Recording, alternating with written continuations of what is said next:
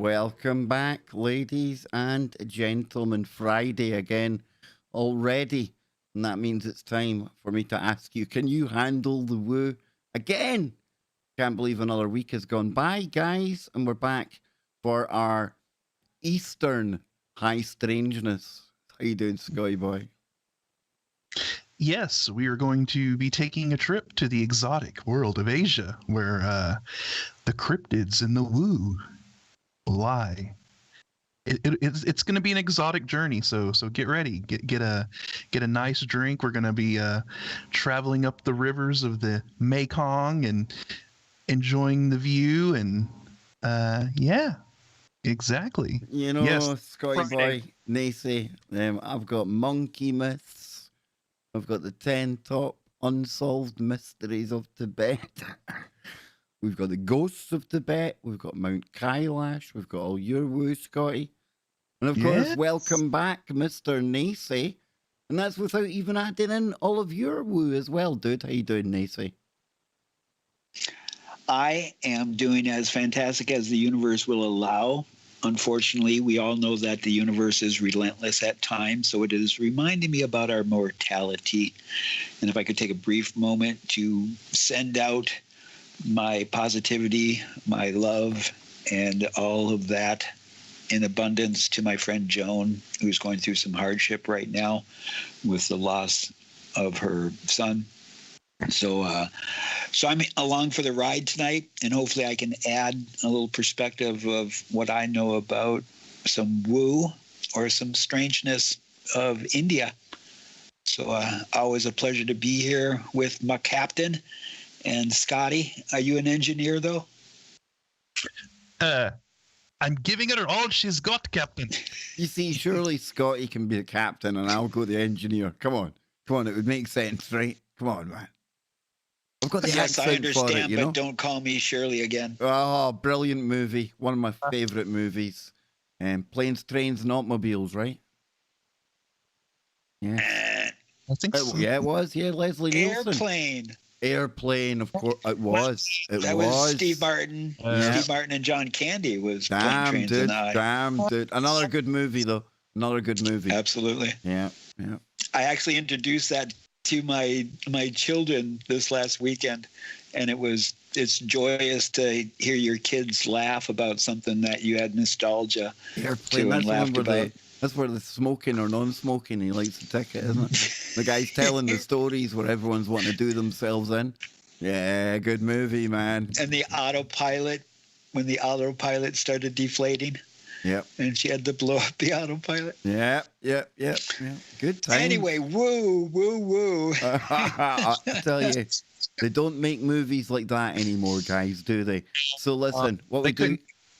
Get away with it. No. They couldn't get away with making movies like that anymore.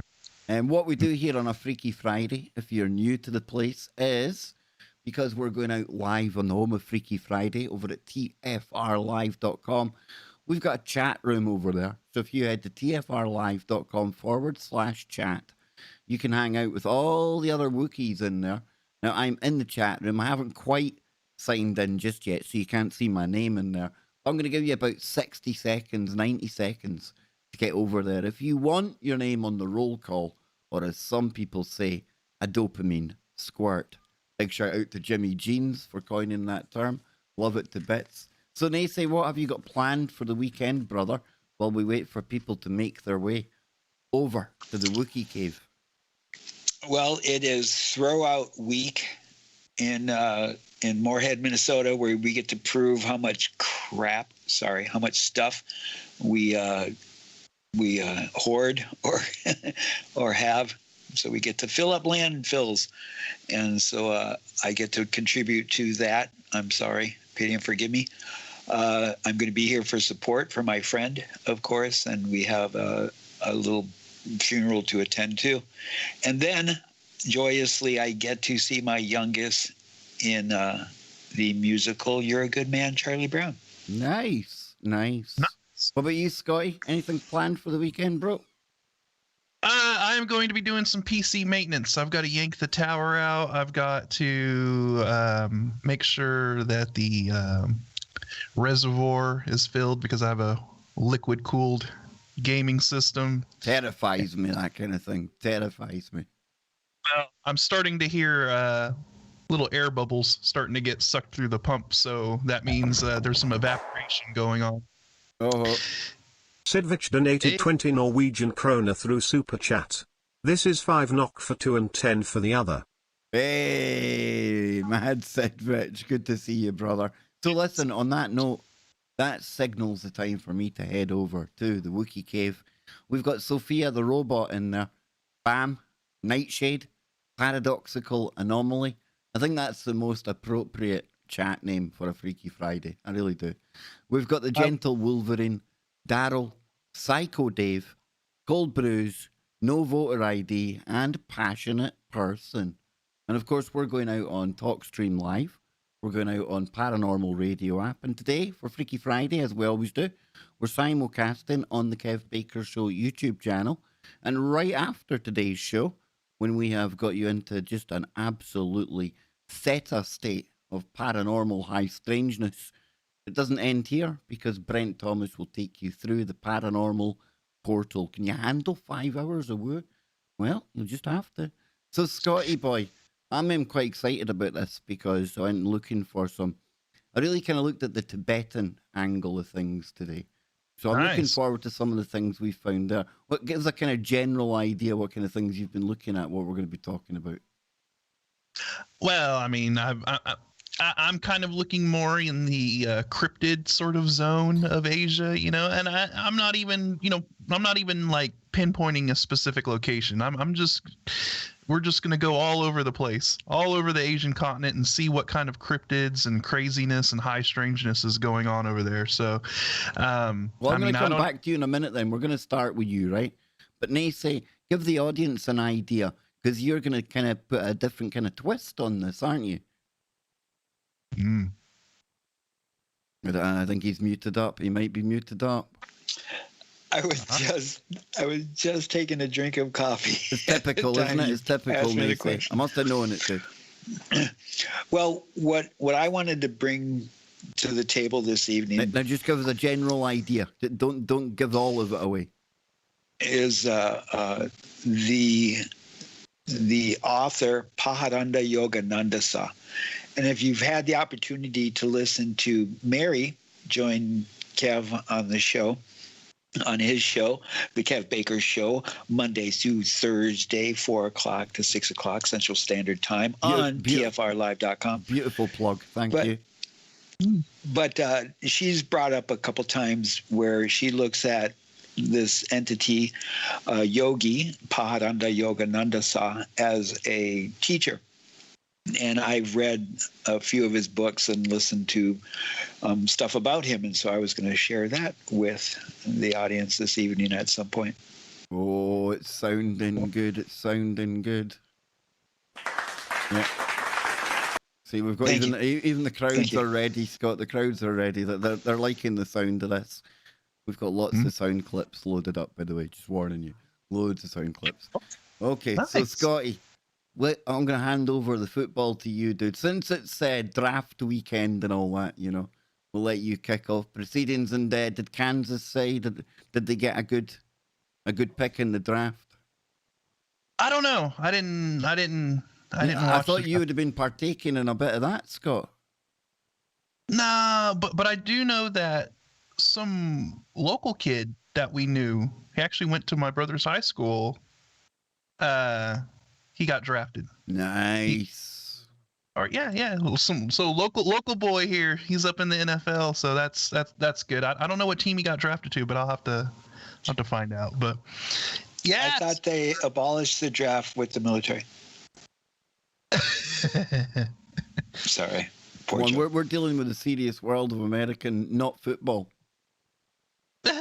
American throwball. Yes. American, not football. Yeah. Yeah. All right. So let's head over to Asia and see what kind of high strangeness we got going on there, man. So we're going to talk about 10 creepy Asian cryptids that'll haunt your dreams. Blah. Says Asia is a continent with a great variety of landscapes, countries, and peoples, so it isn't a surprise that there are any number of creepy Asian cryptids that feature in stories across the region.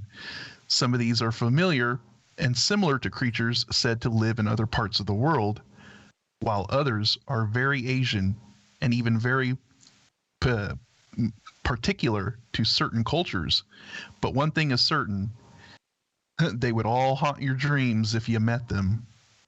So let's head over to China and talk about the Yeren. Ooh, we've talked about the Yeren before. It says the Yeren is a Chinese wild man that lives in the forests of central and southern areas of the country.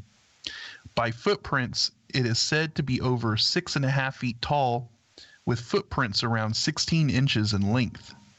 A number of people have seen corpses claimed to be Yeren, including a biologist in 1940 in the Gansu region, and when hands and feet from a creature were found in the 1980s, some believe it could be a surviving Gigantopithecus, which lived in the region some 300,000 years ago. So what do you think of the Yeren, Kev? I quite like this. You find these the wild men. I mean, we call our Bigfoot over here wild man. This sounds like a kind of variation of it, but I'm thinking as well with it being China. I mean, I would fit in over in China. By that, I mean, on average, people seem to be of a smaller stature, right? So does a giant then, like at 6.5 foot? Now, I mean, most times 6.5 foot, it's not exactly going to stand out of the ordinary. But in China, would that stand out? Do you know what I mean? Compared to everyone else? Yeah, because it's relative to the average height of the people living there. So that would be considered a giant because it's an abnormal. It's abnormal. You know, it's the norm over there. So and you know what else as well? I'd be more. It would be stranger to me if China didn't have some kind of supernatural, mysterious entity that ticks all the boxes of a Bigfoot, a Yeti, that type of thing, you know? Because it seems to be they turn up most other places around the world, right? Yeah, and Donnie in the chat, you just said a Chinese Yowie. You know, I think we're dealing with the same sort of entity, kind of creature here. So, what do you reckon, Nacy? What do you reckon to this one, man? Well, if we think of us as silly humans and having all the differences around the continents, it just seems logical that we would have the similarities of Bigfoot, Sasquatch, many, many different names, you know, just different in their area or region. You know, who knows, maybe at one point when Pangea, or when there was one huge land mass, we all lived here together with the Wookiee. And for sung lack of a different Kumbaya. name. And we all sung Kumbaya. I think so. Well, I would think that there was a couple negative Wookiees out there because, you know, there's always a few bad apples. Exactly. Yep. No, I agree. I like the Joe Joseph approach where he said it was like Lord of the Rings at one point, and there was many different types of entities kind of coexisting, or at least tolerating each other at some point. You know what I mean? So Plus, it shouldn't be lost on the audience. He might have been providing cover for the fact he makes a really good dead ringer for Schmeagol. I'm just saying.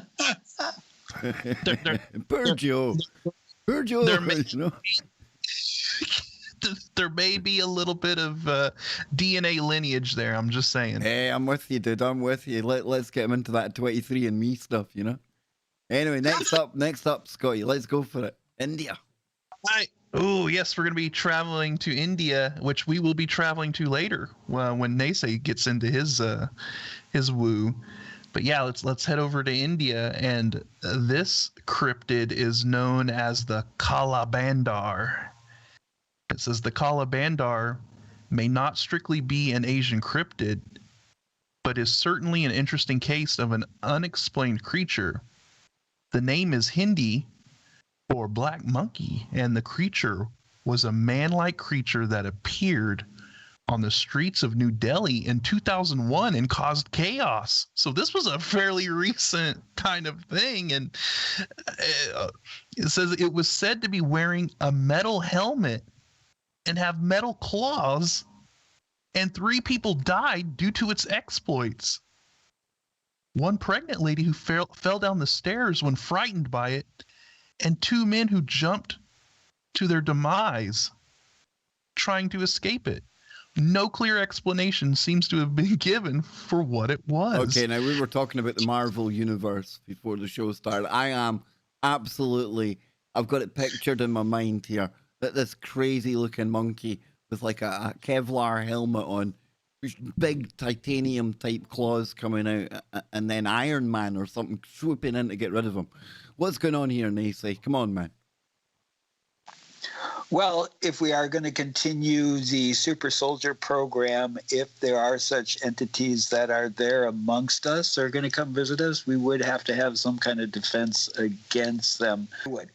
Maybe I would. If it could, the Geordie visor, I keep saying that. I've been pondering that a lot. If they were going to offer me the Geordie visor so I could see these entities to help rid them if they're negative, I'll take the Geordie visor. What do you think, Scotty boy? About this Kali Bandar thing? Yeah. That's a weird one, dude. And like you say, 2001, it's like, that's pretty recent, you know? A lot of these stories we deal with, we go back a long time, you know? Okay, the logical part of my brain is telling me that we could be possibly dealing with an unfortunate incident of somebody's keeping a primate as a pet, and that it got loose, right? And that they probably put helmets on this thing and had it wear, do whatever. To me, it sounds like an escaped like chimpanzee or a primate of some sort that was going crazy out in the street. Because if you ever looked up like primate attacks, those are the most savage. Like chimpanzee attacks are the most brutal attacks. Well, I've dug up a bit of history on this, Scotty, because this needs more. This needs more. Yeah, It says here in May 2001, reports began to circulate in the Indian capital, New Delhi, around a strange monkey-like creature that was appearing at night and attacking people. Eyewitness accounts were often inconsistent, but tended to describe a creature as about 4 feet tall, covered in thick black hair, with a metal helmet, metal claws, glowing red eyes, and 3 buttons on its chest. Now, others, however, described the monkey man as having a more vulpine snout and being up to 8 feet tall and muscular. It would leap from building to building, but many people reported being scratched, and 2, by some reports 3, people even passed when they leapt from the tops of building or fell down stairwells in a panic caused by what they thought was the attacker. At one point, exasperated police even issued artists' impression drawings in an attempt to catch the creature. Wow, that's crazy. How have I not heard of this before, dude? Yeah, how have I not heard of this either? And now, I mean, that's starting to cast a little bit of water on my whole. Maybe just somebody's pet chimpanzee or something escaping. I don't know. I mean, if there's reports of this thing having glowing red eyes and leaping from building to, I mean, it almost sounds like some kind of like you said, Kev, like Marvel Universe kind of stuff. Like it almost sounds like something that the X-Men would have to go and fight. Crazy, dude. Yeah, this is wild. I think I'm gonna have to dig a little more into this later on because this is the first time I've ever heard of it. Yeah. What's the next one?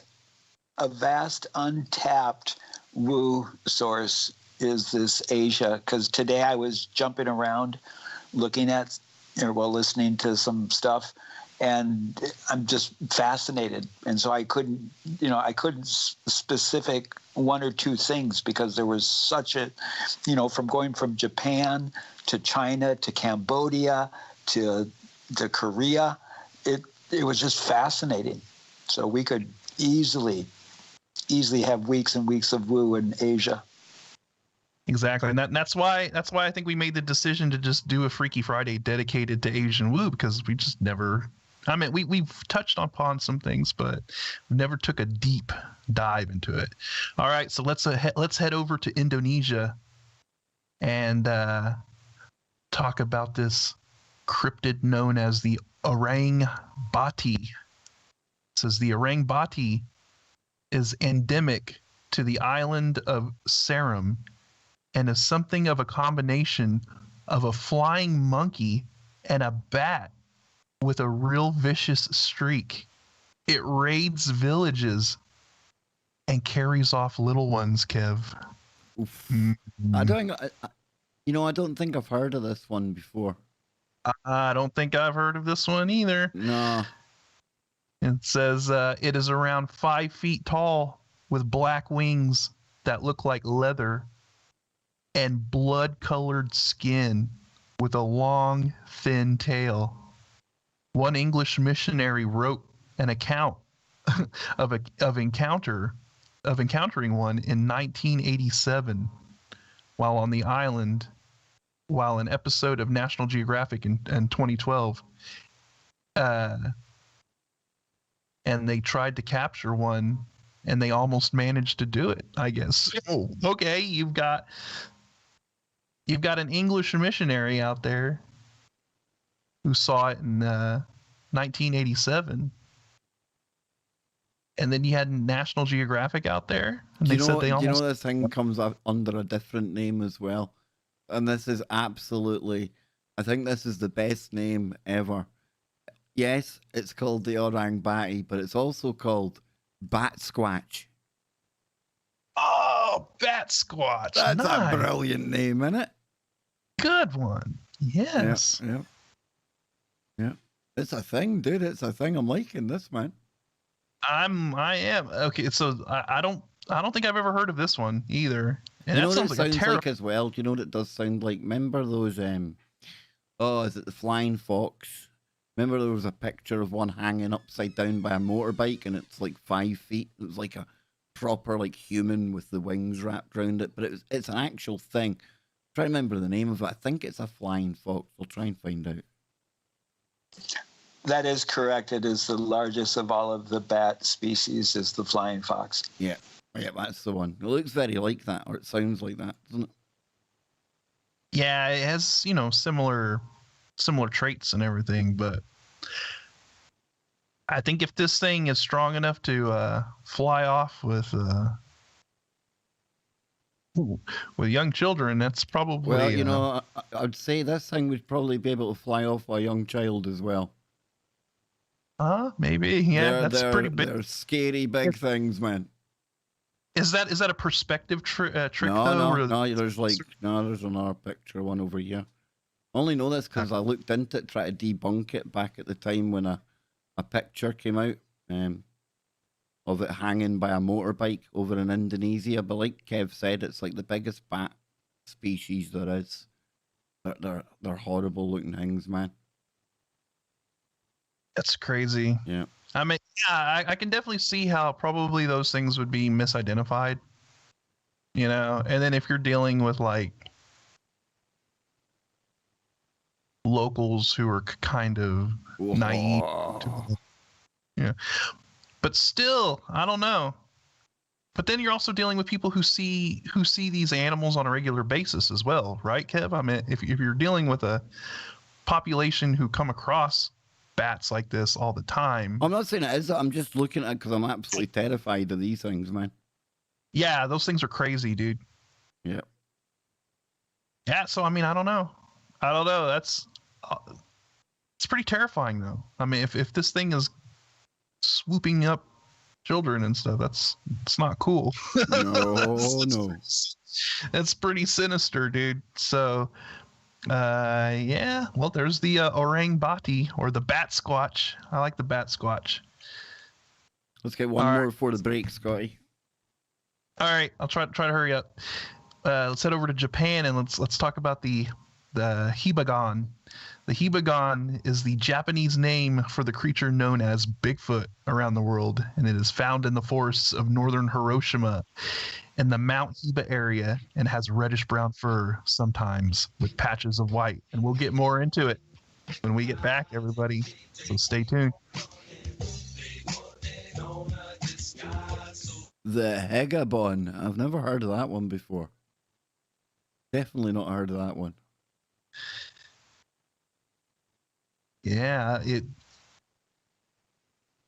I mean, I'll go ahead and read it, and we'll get back into it when we get back. But I'll just see what it says. It is smaller than other similar species, around 5 feet tall and weighing around 180 pounds, with glowing eyes and a more ape-like face than the American Bigfoot creatures.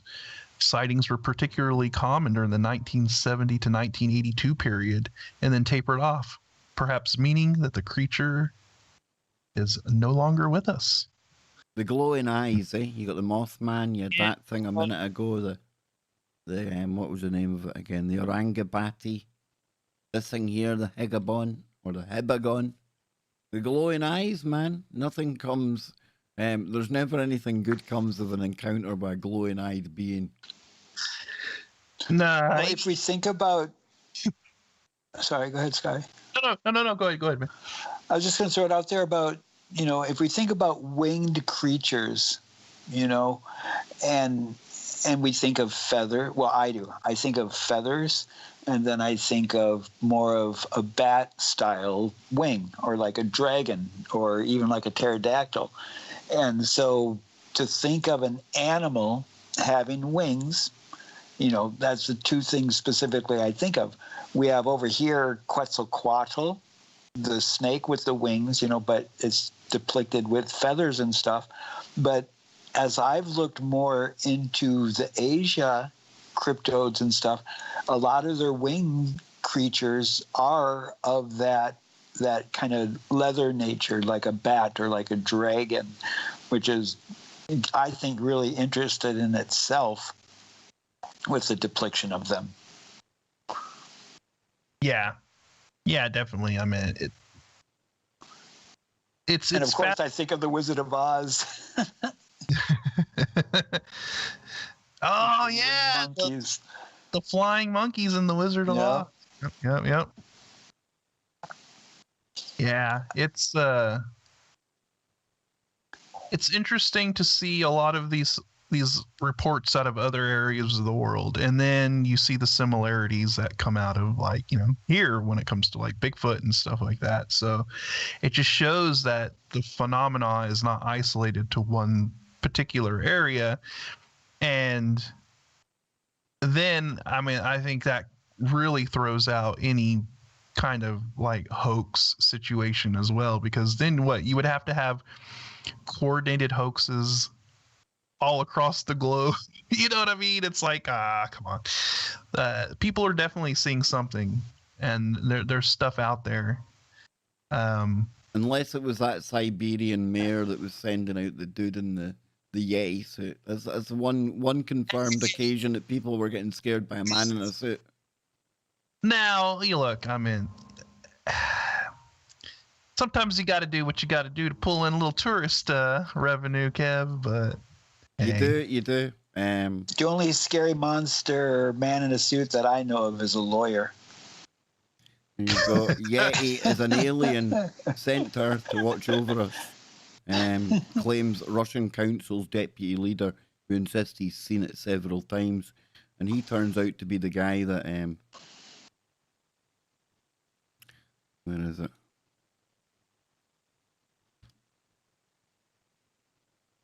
There we go. Russian official admits staging bogus Yeti sightings to attract tourists to Siberia. I tell you what, you're stuck for like ideas when you've got the guy wearing. Look at the state of this. Look at it. Look at the face. And it's not April the 1st. It's April the 9th, folks. Before people say it's got to be an April Fool, right? But no, the guy was the mayor at one point, and he claims it's a quote from him. So it is what it is, Look at that first line. It was an abominable Russian snow job. Brilliant, isn't it? Here we go, folks. Here we go. We'll bring it back. All right.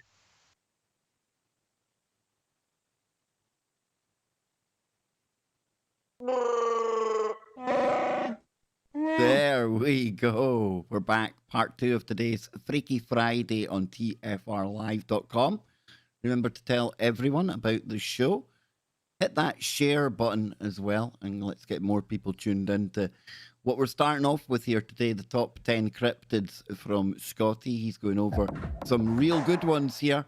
Hey. Sidvich donated 20 Norwegian kroner through Super Chat. Oh my. Out my mind is here. Hey, it's always good to be out of your mind, dude. That is the perfect state of mind for a Freaky Friday.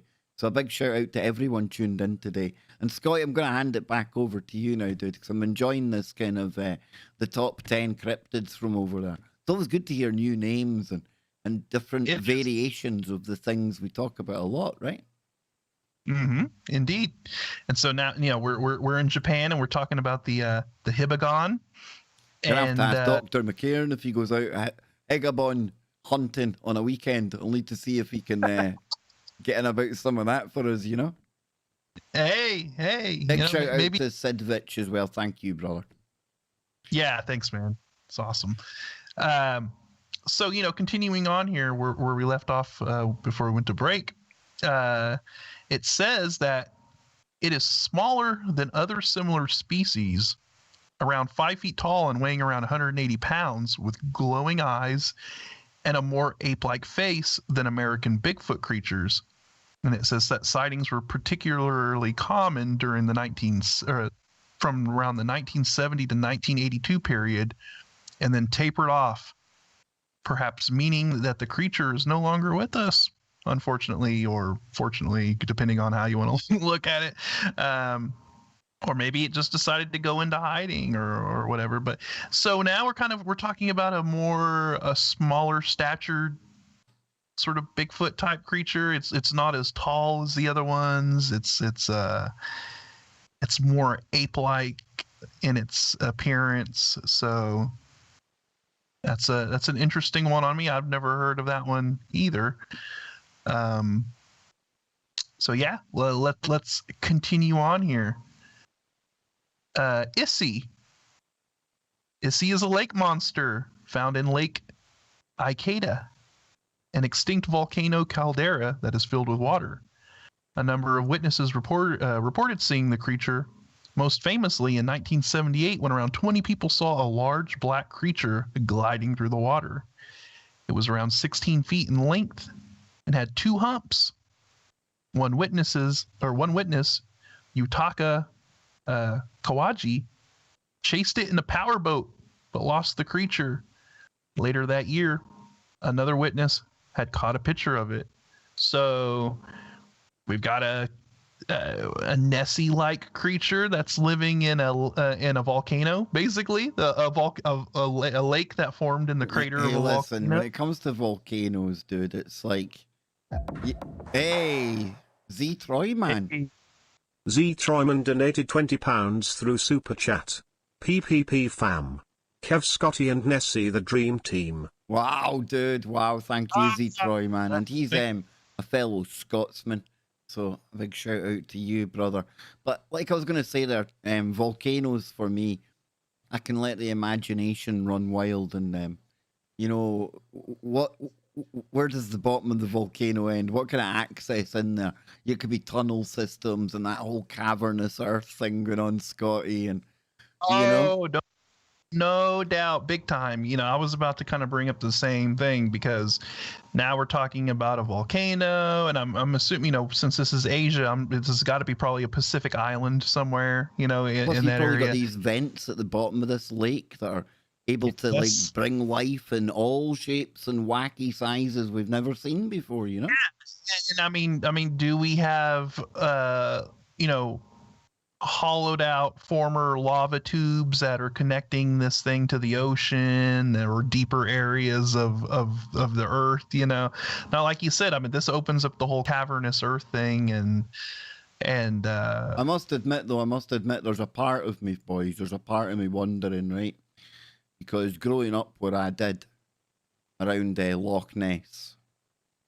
When I'm looking there, I was just looking in the background for some of the kind of pictures and things of this creature here. But I can tell you right now, from my experience, I would say the nationality of people who are most dedicated to like spending time at the loch, hunting for the Loch Ness monster, I would have to say it would be the Chinese and Japanese. I Yeah, really they're would. big. Absolutely, they're beside themselves when it comes to this kind of thing. Often had to take photographs of people, be couples or whatever, and they'd ask you to take a picture and, oh, you seen the monster? And it is they're obsessed, absolutely obsessed. And back then I was thinking that must be some amount of money, to come out of Japan to get over to here for like 2 weeks, a month at a time. Going up and down the loch on a tour bus, day after day, out on the boats. It's cray, dude. So did they decide maybe they needed a little mythical monster of their own? That's what you know. Yeah, I don't know. I mean, they were doing this. This was in '78, so Yeah. I mean, this has been around for a little while, Yeah. and I'm liking the whole tunnel, inner, porous earth kind of access point, view of it. Also, Kev, do we even really understand what kind of natural energies are around a volcano?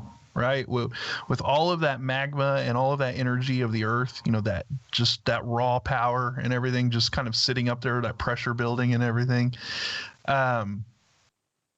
Could volcanoes act as natural stargates, or have different sort of energies going on around them, as opposed to just an area where there isn't a volcano? I think there's probably a lot of weirdness that goes on around volcanoes anyways. So now we got to start talking about interdimensional shapeshifter kind of, kelpie kind of thing. Is that what could be in this lake as well? I will have you know, it's culturally inappropriate to give anyone else the kelpie. I'm offended. Offended. Yeah. Nah, I don't. Hey, listen. Maybe it is a kelpie. Maybe it's a Japanese kelpie. Nace, what do you say to the volcano monsters? That sounds like a good name for a B movie, doesn't it?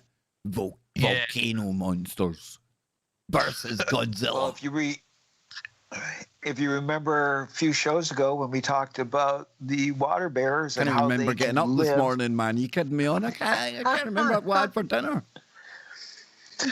Well, the water bears, when we showed how they can live in such extreme situations. So logically, would there not be some kind of entity that would be able to survive in a volcano? Hey, I'm with you, dude. On a Freaky Friday, anything's possible. This volcano sits right at the heart of Speculation Island. The Love Boat's been seen in the volcano from time to time. You never know.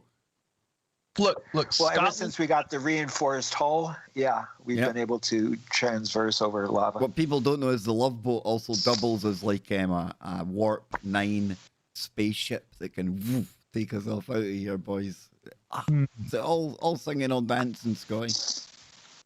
See, look, Scotland has Nessie, but Speculation Island has Issy. No, we need our own one. Speculation Island can have Specky, like a monster with glasses on. You see? Come on, man. Or a rainbow afro. Or that and all. See? Absolutely. All right. Let's head on to the next one here. Now, I've heard of this one, and our buddy Mr. Christopher Everard has featured these little beasties in some of his work as well. So, yeah, we're going to talk about the Kappa. It says the kappa is an underwater creature that has green-colored, scaly skin and webbed feet. Ken is Webbed. Has he got Ken Webb's feet? Change the feet. Uh, come on, Come on, man. Oh, dearie. Good one. You like that one? Man, come on, man. Come on, man.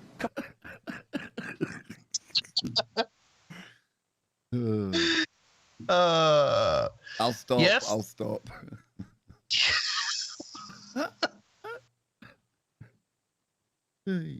So yes, the kappa has green-colored, scaly skin, blah blah,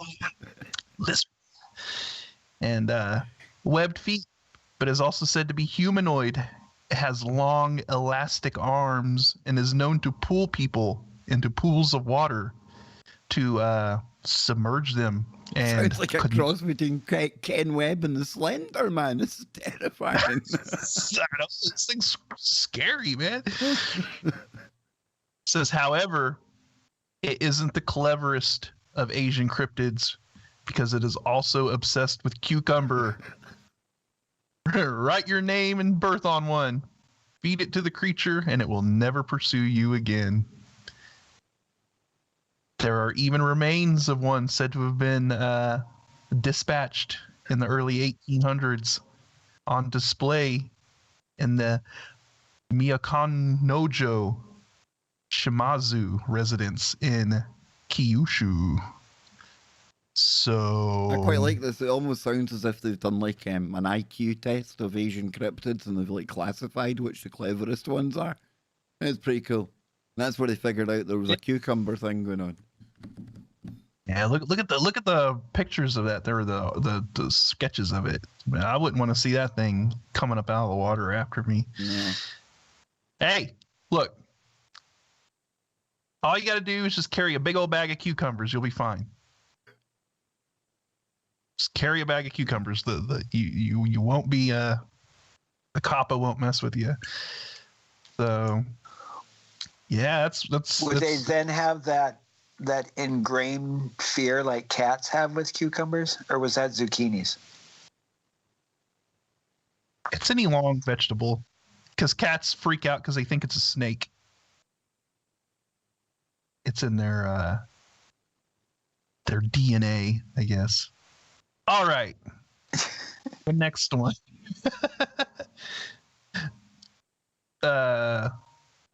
Let's see. Tsuchinoko. The Tsuchinoko is a 2 to 3 foot long snake-like creature that has large scales in rust or black shades and an orange belly. It has large hypnotic eyes and a bulging midsection, as well as either ears or horns on its head. Didn't John Lennon go out with her for a while?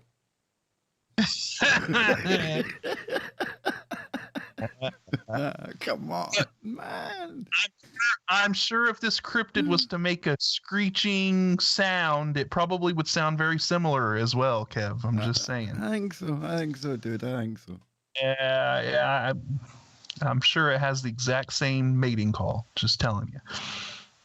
It says this is a nasty type of cryptid that can spit venom, but isn't naturally aggressive.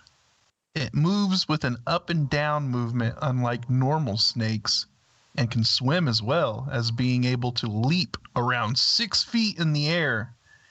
It makes a range of strange noises. See, there you go. Hey, does it play any of Yoko's albums? I'm just wanting to know. Probably. Yeah. It's even said to mimic a human voice. Oh, maybe it is Yoko. There are 2 places with remains of these creatures, one in the Mikata and another in the town of Yoshi. Interesting. So there's this is the second time I've heard that these places supposedly store the remains of them or have specimens of them. But then it's a matter of, do they actually let people go in and test them, right? because these places claim to have these things, but then they're like, no, it's a sacred, thing. Don't touch it. And then you're never able to fully verify. So it would be interesting. Oh my Lord, this next thing coming up. Well, the one below it, just the names. Yeah, that's a good name for it. But let's head over to Mongolia and let's talk about the Almas first.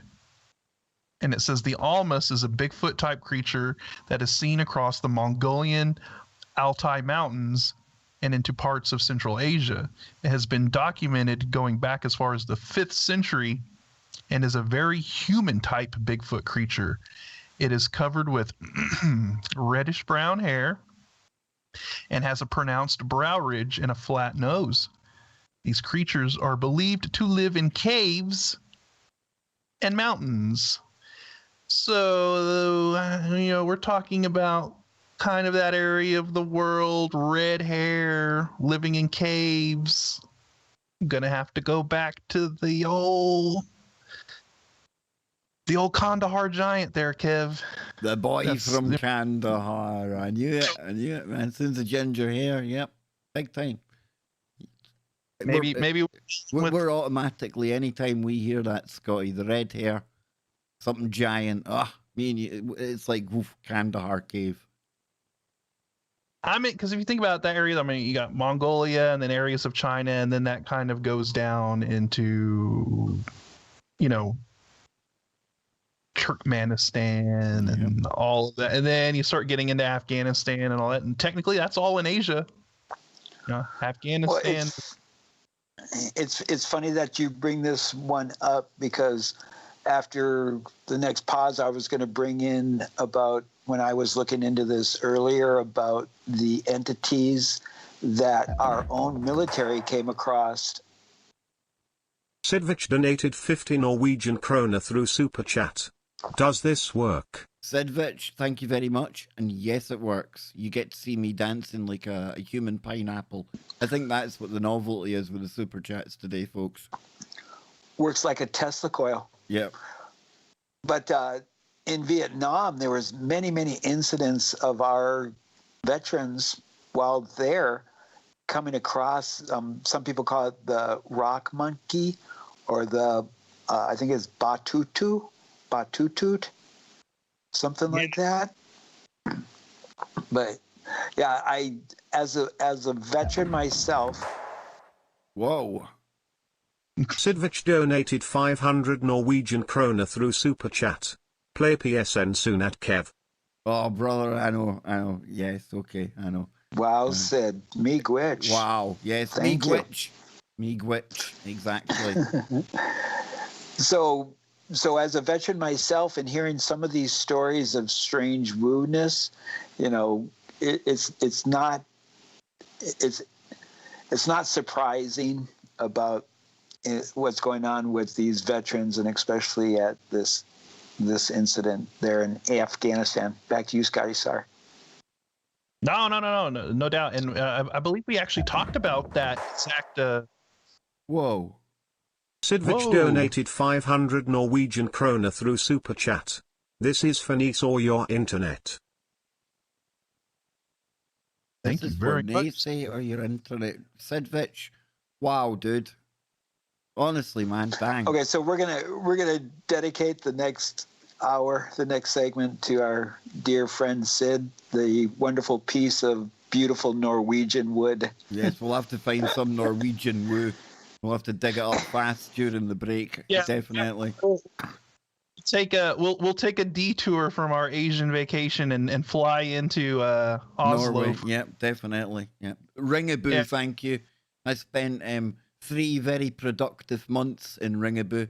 I got a lot sorted. I managed to establish communications between Norway and the UK, Scott, using a dial-up modem via this satellite thing going on. And so Ringaboo, big shout out to all the 80 people that live in Ringaboo. Had a great time there. Norway is, listen, it's one of the most expensive places I've ever been. And it's also one of the most beautiful places. I describe it as Scotland on steroids. The mountains are bigger, The snow's far greater, far more. And it's gorgeous. Big fjords, glaciers. And even sleeping in a snow hole didn't put me off the country. What can you say?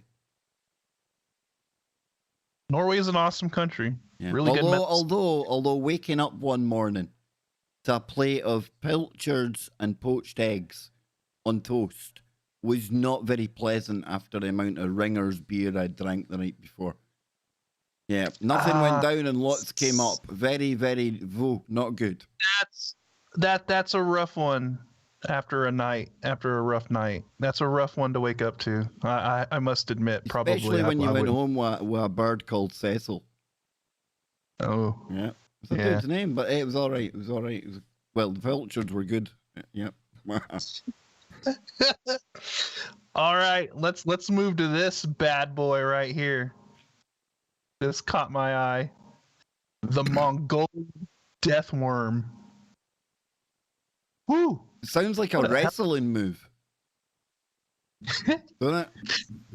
He's about to bust the Mongolian death worm. It does. It's like a finisher move, dude. It's like something Jericho would do. It does sound like something like that. Only he'd be the Canadian death worm.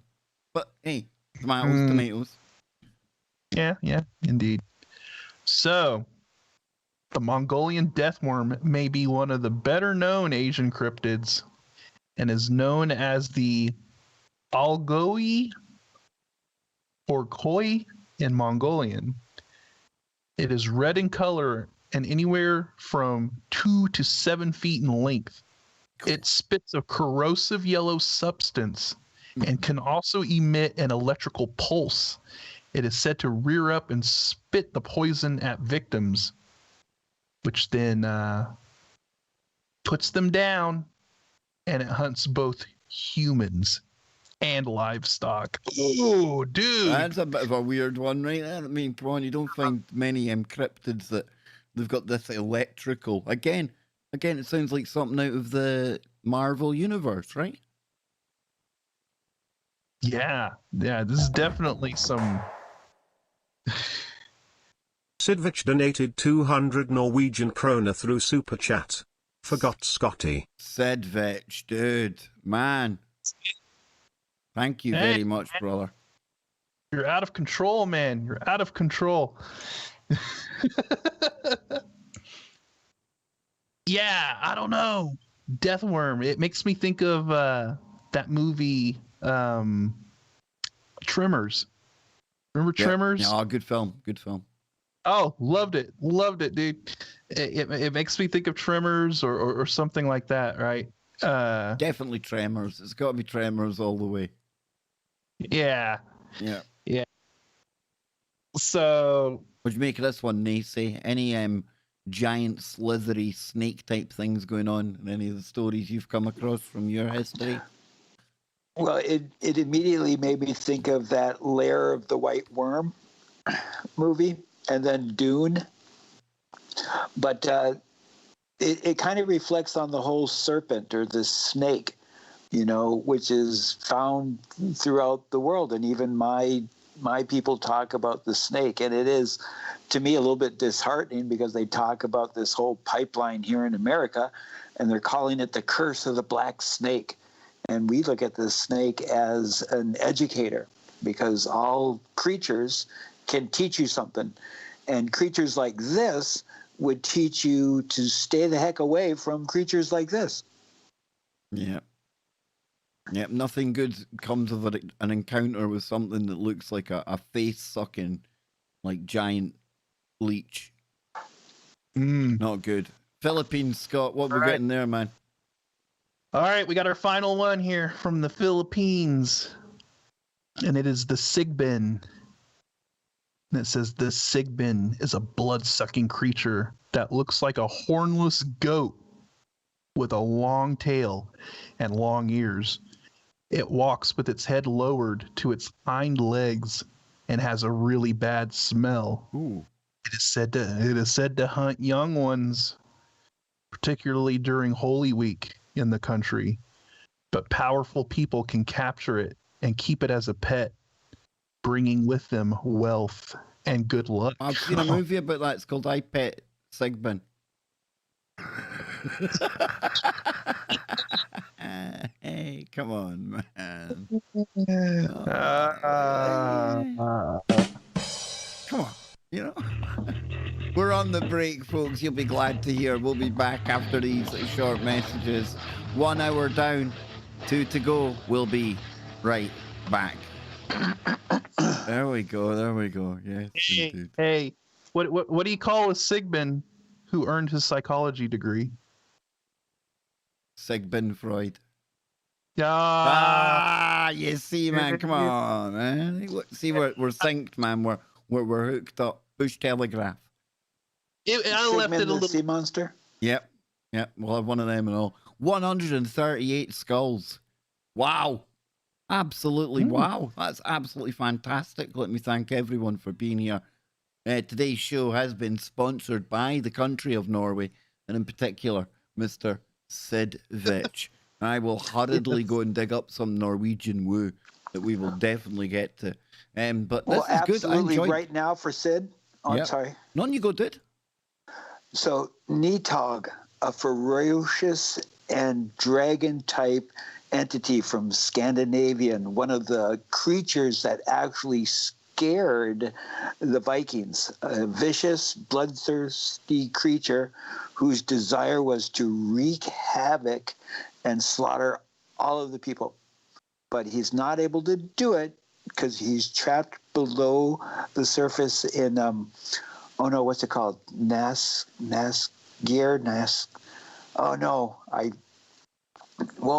Maybe he's not trapped anymore since I can't remember what it's called. I reckon that's what it is, dude. Nidhogg. Be careful, Sid, my brother. I'll protect you from Nidhogg. Yeah.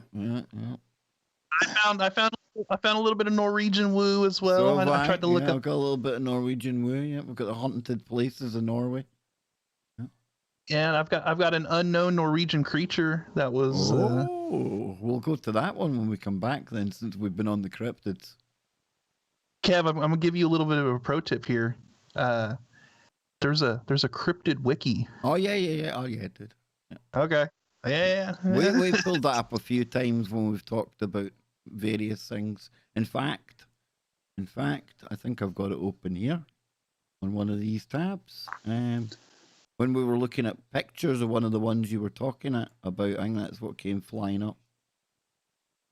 It's a good site, very good site. Here, I'll drop this real quick for you. Wiki, drop this. Yeah, wiki, drop it. So, At least this is a report. Yeah. I would say. yeah, it's the same site, dude. Yeah, it's a good site, man. So, Kev, what are you going to do this weekend? Me this weekend, I have got an evening drinking wine with a friend tomorrow night. We're having a Zoom wine session. So tomorrow, day off. And then on Sunday, we will be on Warrior Mode with Bill, Derek, and Travis. Yes, indeed. Fantastic. A Scottish wine session is like, damn it, so done cool here. It's a friend in Canada, so we're going to have the Scottish-Canadian wine evening. You see, it's transatlantic. Yeah. Transatlantic wine tasting session. See, Nice. I've got it all going on here. I'm telling you, it's like very cultured in the corner of my living room. You're gonna have all the Talking of Derek, we've got this here. I made this for Derek's entertainment company. Look at Kev. He's over here flaunting his production skills. Yeah, anyone wanting to hire me? Yeah, just hit me up. Yeah. Okay, hold on, folks. Hold on. Now then. Let me see. Is it time? Is it time? I feel like it is. Yes, it is. Let's do it. Let's go back to the network. I'll hire you.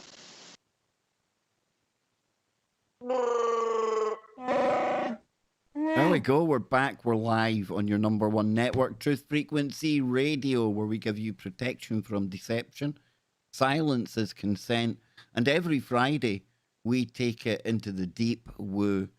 all kicks off here, really. You get 3 hours of crazy woo with me, Scott, and Nacy. And then you go into the weird and wonderful world of the paranormal portal. And then after that, Nacy, it's the spaces between, right? And you were on there last week. So how did that go, bro? Yes. It went very well. It was enjoyable. We did a show about appropriations, and it was quite enjoyable conversation. And Paisley is a very open-minded individual, and it's interesting to get her perspective. So I do say check it out. It's a little late, but if you're up late on the weekend, TFR is the place to be on the weekends. Come and see a new reality. Oh, yeah. See, we can get a little rap thrown in there for nothing. So we are going to take a quick journey back across the planet, and we're going to head for Norway. Today's show definitely sponsored by our good friend Sid Fitch. And Scott found a cryptid, or is it? Because it's an unknown, it's uncategorized. Nothing really said here about this thing, which makes it intriguing. Yeah. The unknown Norwegian creature. So it says the unknown Norwegian creature was a species of wild animal that lived in the forests of Norway. And that's about all you're getting. So we'll scroll down and it says here, in 2006 in Norway, 2 men made a trip by car, but they were also looking for an adventure. As they passed several fences that prohibited the passage, but not because they were private properties. After several cuts, the boys got out of the car. Now, I'd imagine this has been translated because some bits aren't really making, it's not quite proper grammar, shall we say.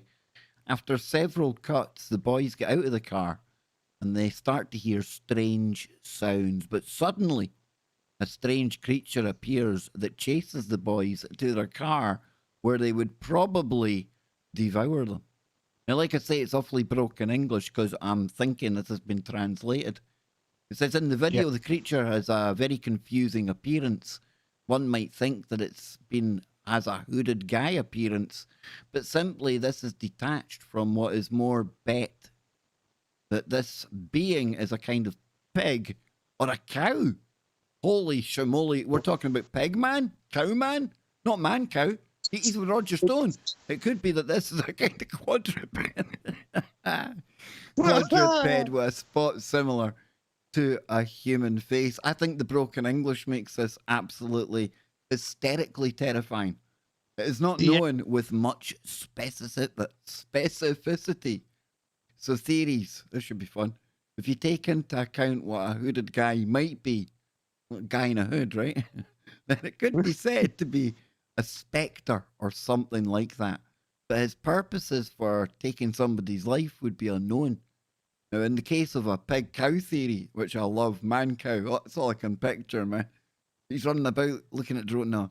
It is thought to be a new species of quadruped podcaster, not quadruped animal.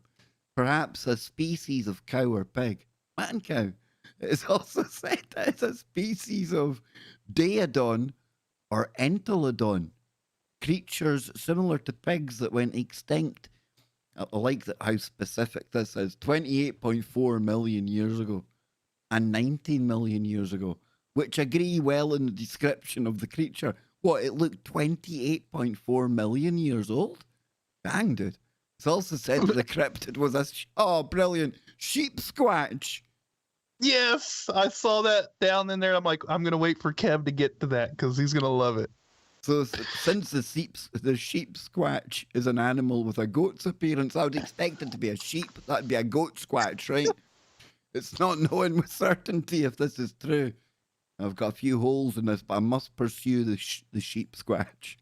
So now, if I do get a little excited talking about this, it's because of my affinity to the hairy ones. So sheep squatch, also known as the white thing. Oh, it's a woolly-haired cryptid reported across numerous counties in West Virginia. What's going on in West Virginia? That's where you get the old Mothman boy as well, right? Predominantly within the southwestern region of the state. Now, the counties with the most sightings are Boone, Kanawha, Putnam, and Mason, with a surge in sightings taking place in Boone County during the mid-1990s. It's described as being a quadruped about the size of a bear. A sheep the size of a bear? Holy shamoly. With entirely white wool-like fur. It has a long and pointed head, similar to a dog, but with long saber-like teeth and a single pint set of horns, not dissimilar to those found on a young goat. Its forelimbs end in paw-like hands, similar to those of a raccoon, but larger, while its tail is long and hairless, like that of a possum. It is reputed to smell like sulfur. Oh boy. Oh, it's Obama in a sheep suit, which has been attributed through folklore to be the beast being born within the TNT area in the Mason County, like one of the Mothman theories. Now, that TNT area, Travis Short is somebody that's been and spoken to. I think it's Linda Scarborough is her name. One of the witnesses that was in the car the actual night they seen the Mothman. So anything you need to know about around that TNT area, and that's like a woo hotspot, boys, like a woo hotspot. He's the one to talk to, really, and it's like one of the Mothman theories. So it's not likely, and instead may have been a musk scent gland similar to those found in many species in order Carnivora, such as weasels and skunks. There you go, man. That's terrifying. That looks literally like something very evil cometh this way, right? Like to Highlander, who is definitely a fan of sheep. If I'd known there'd been things like this maybe lurking and just out the corner of your eye, Scott, a couple of weekends might have gone differently, man. That's all I'm saying. Yeah, I mean, I'm sure there's a couple of Scots, but if they looked over and they saw that thing hovering in the trees, it's like, what are you doing? What are you doing out there? Listen, yeah. Hey, listen, the best of Velcro gloves ain't helping you with that one. That's all I'm going to say. So it says in 1994. I would only make the assumption. I would only make the assumption it would probably be a little bit more consensual. Maybe. Hey, listen. The sheep squatch. Whether if it is or it isn't really. Hey, it says in more, a former Navy seaman. Joe Joseph. Okay, we're going to say it was Joe. In 1994, Joe stated having witnessed the beast breaking through the forest. The white thing breached the brush line and knelt to drink from the creek.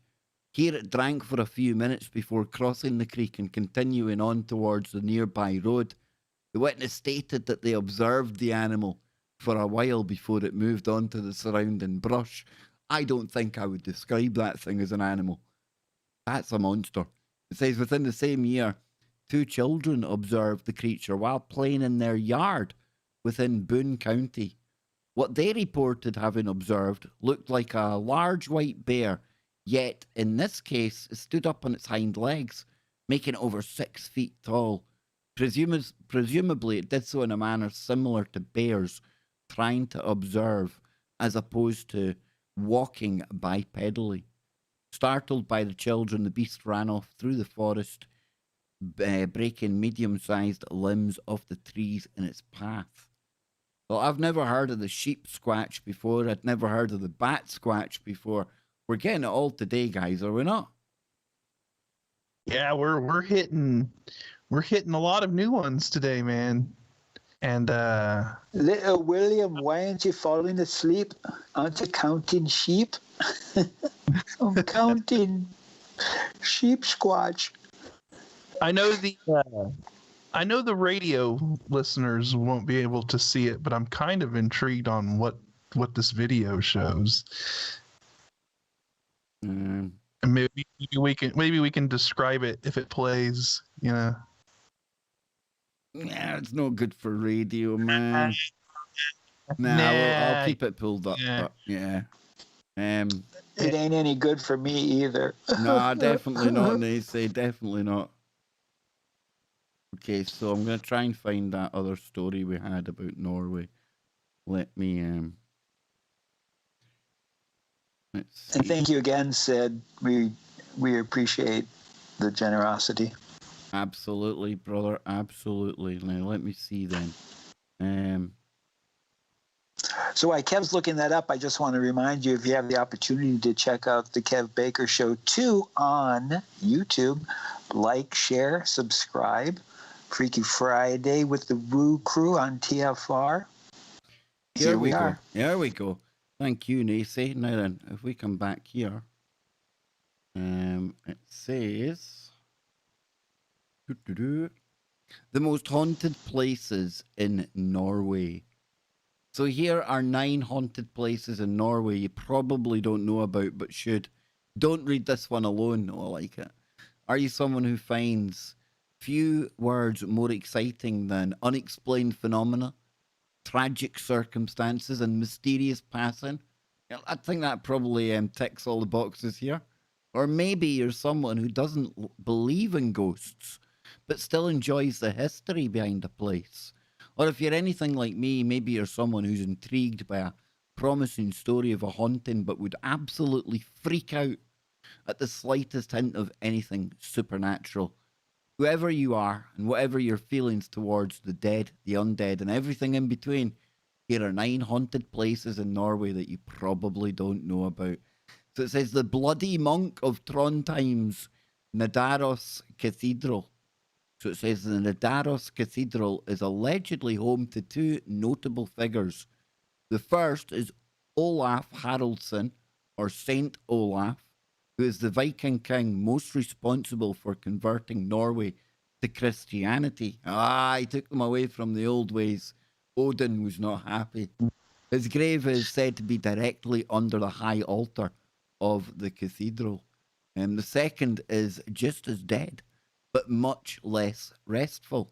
In January 1924, Marie Gleditsch was attending evening mass when she saw a handsome man dressed as a monk. This may have seemed odd, as no monks have ever been associated with the cathedral. Odder yet, the man walked through a choir member and, in some accounts, tried to choke the priest. Even more horrifying, the man looked as if his throat had been freshly attacked with red stuff dripping from the thing that was gaping. So Marie looked away and she looked back. The monk glared at her and just vanished. Gleditsch's account is the first and most descriptive sighting of the monk to date, but maybe you'll be similarly unlucky if you visit. The monks, boys, these ghosts of monks and things like that, and then you're looking, Nacy, I'm looking at like this kind of gargoyle type thing.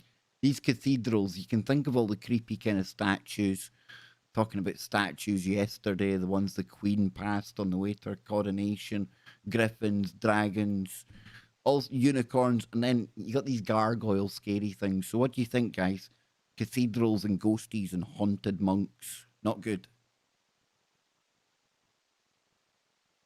No, not good at all. And I mean, you see, like you said, with these cathedrals, you see them lined with like gargoyles and creatures, dragons, and all of this stuff. And then here we go once again. You're seeing these creatures being represented, and they're obviously held in some kind of like they're respected in a way to where they're being put on these buildings for whatever reason. And you know why? Obviously, this is based in something that people have experienced before, or that these creatures existed at one time. You know, and it has permeated through, and these people feel that they need to line their buildings and pay homage to them in some weird way. I always thought that was kind of strange, right, Kev? Like a cathedral, a place of worship, a place of God, right? And then you have it lined with like these demonic looking things like gargoyles and stuff like that. It's like, why? What's the point? But then, you look into in the cathedral than what we've been led to believe, right? So I don't know, man. There's something about these spooky monks. I don't do spooky monks, man. That terrifies me. Growing up in Fort Augustus, we had a place called the Old Convent, and one of my friends used to live there, and it was an old convent, and it had been turned into flats.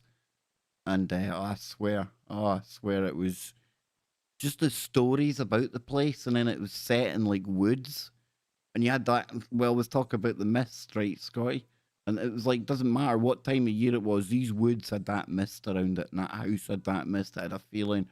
And when you're a young guy and you've heard all these stories about haunted convents and things, I don't know. It's just like the woo factor goes whoosh, through the roof, man, through the roof.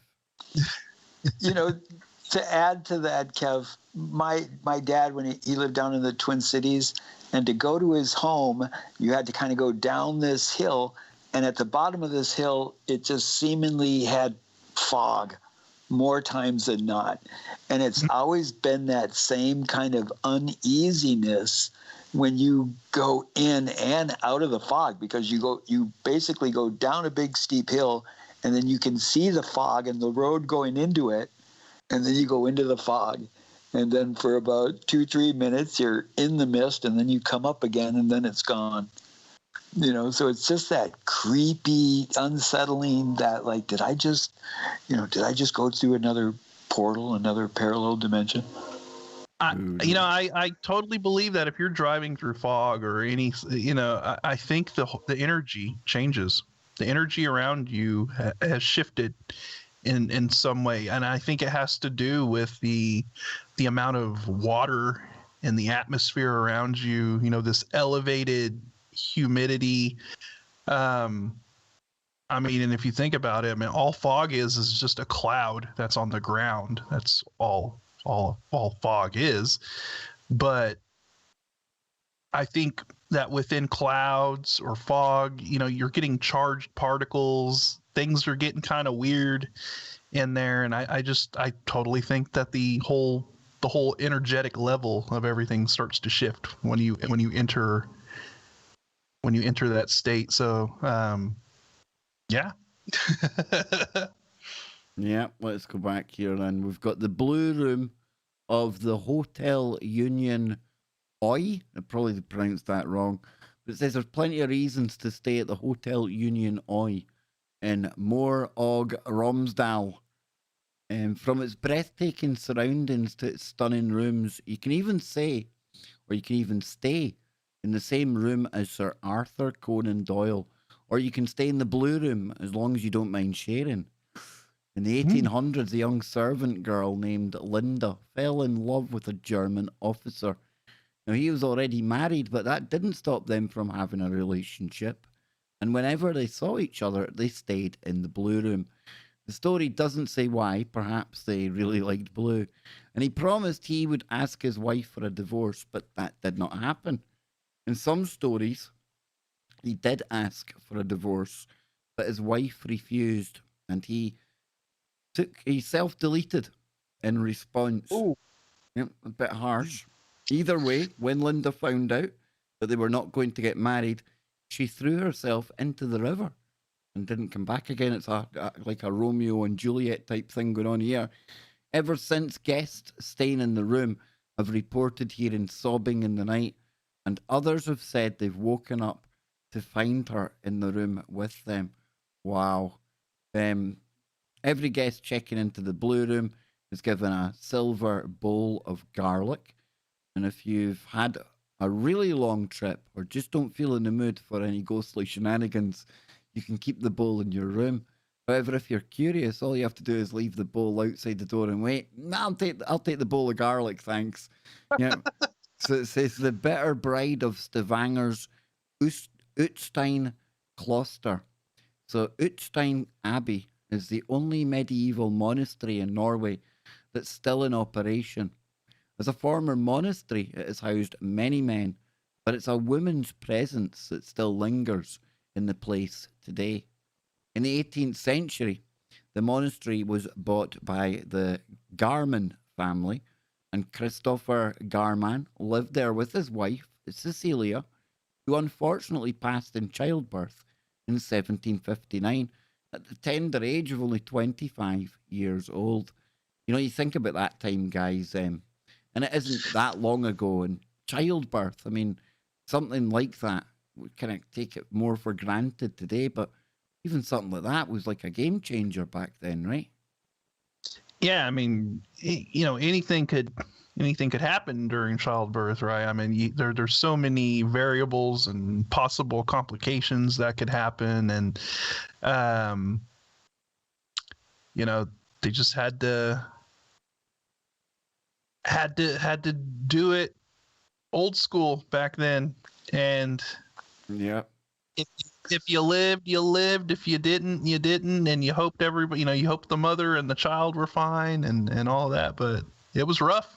Big It time, was yeah. rough. One thing that I always find strange about that, when I hear stories about home births and midwifery and stuff, my ancestors, we don't hear stories about a lot of fatalities during birth, which I've always find usual, because it's like one of the most natural and oldest things in the history of civilization, but I would guess, under certain circumstances, especially if I ponder about the whole city, where there's, a huge contaminant of germs and infections possible, then, part of that is understandable. But I know it's not hard from experience natural birth twice with my children, but we weren't that afraid. Want to say that despite his promise to her on her deathbed that he would never marry again, Christopher got engaged to a woman 36 years younger than him about 20 years later. Now, hoping to escape his promise to his wife, he arranged for the wedding to happen in Stavanger Cathedral. But Cecilia found him anyway, appearing in front of him in the middle of the ceremony, and Christopher passed 8 days later. But Cecilia remained behind, wandering the monastery in her wedding dress, presumably to make a point. And today, it's possible to have your own wedding at Utstein or Abbey, though I would take any vows made there very, very seriously. Indeed. So the English woman of Definitely have Telemark... your garlic and silver bowl too. Absolutely. The English woman of Telemark's Dallin Hotel. The Dallin Hotel calls itself the Fairy Tale Hotel, and it's easy to see why.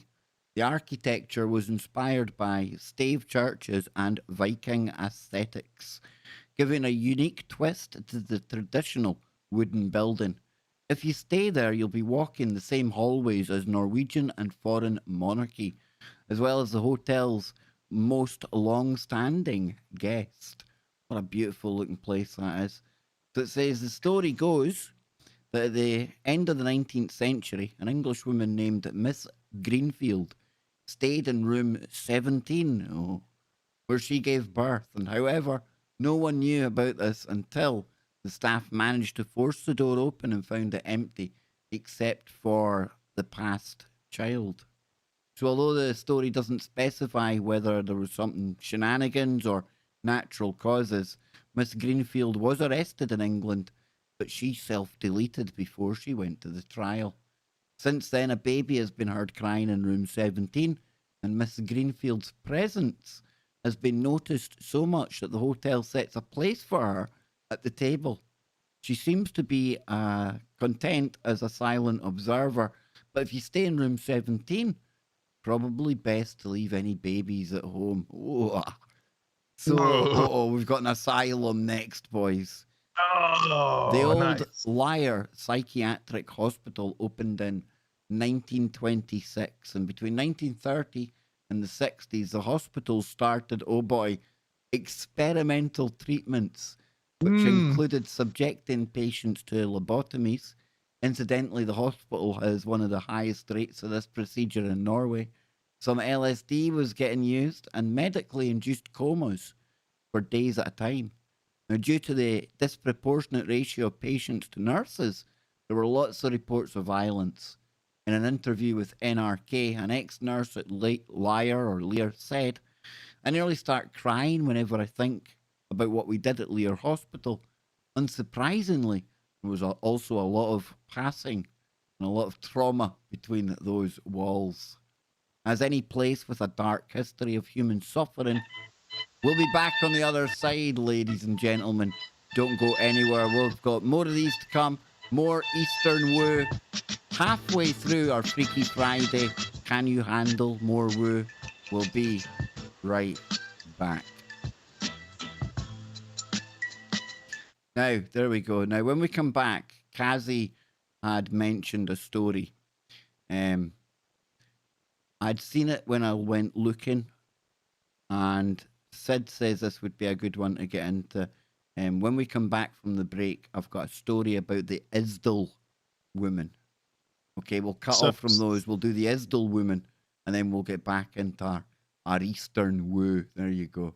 So the hotel with the baby, Sid said that he lives 1 hour from the hotel, and the psychiatric hospital, he's actually been in there, and his mom worked there in the 80s. Wow, dude. Oh, go back, get us video, Sid. Yeah, man, that'd be like, whoa, cray. Please, please.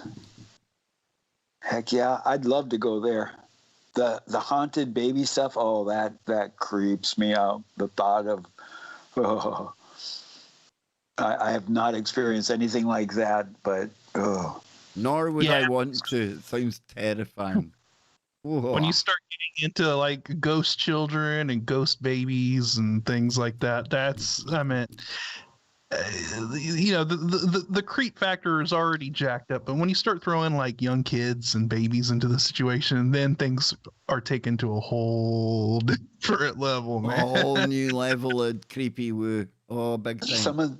Some of that, like 411, some of those stories where allegedly the individuals heard cries of a child or a baby. You know, who in their right mind wouldn't be like, oh, I need to go help. If they thought they heard a child or a baby crying out, but as a form of, playing possum,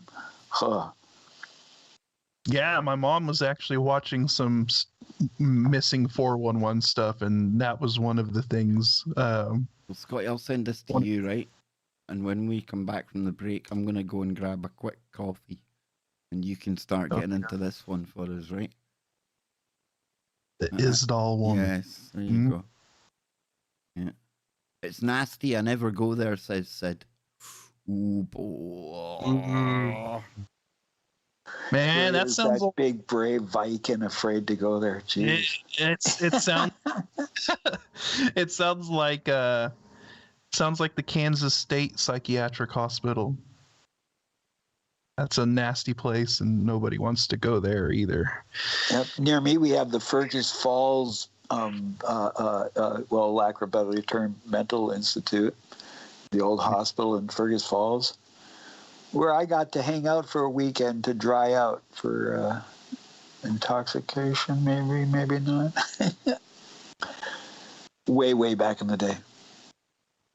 Didn't we add Menninger's psychiatric facility? That place was crazy. The guy that started it, Dr. Menninger, his daughter was my art teacher, and she was already like in her 60s when I had her. Seem odd. Yeah, Right, we're going to come back in a sec. And to people out there on YouTube, I'm seeing the back end of YouTube. It's crazy. Not touched anything. Got good internet. I just checked the net. We're at 380 plus 380 plus. So on there, 30 up.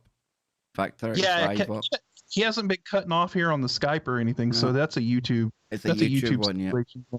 Yeah. Unfortunately. But I'll keep an eye on it, folks. I'll keep an eye on it. They're afraid I'm going to start talking about May Day. No, we're not, because I made sure we weren't going to talk about Beltane today, because I've done alt media for 10 years, and every day on this day, I always end up talking about that, and it's right. It's like I want to smash my head into a desk if I do it again. Here we go.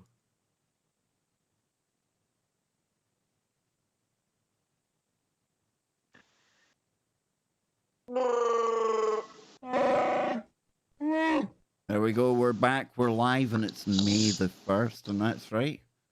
as Nacy just reminded us during the break there, it is Beltane. But we're not talking about that here today, and that's because we're different.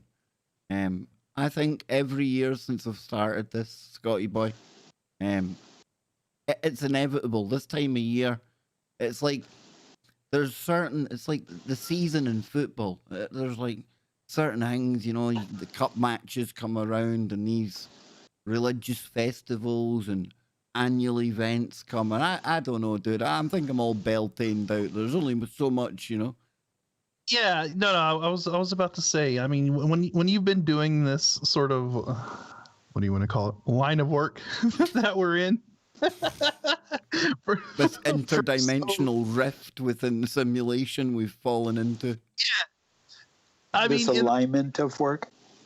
Yeah, yes, this alignment of work.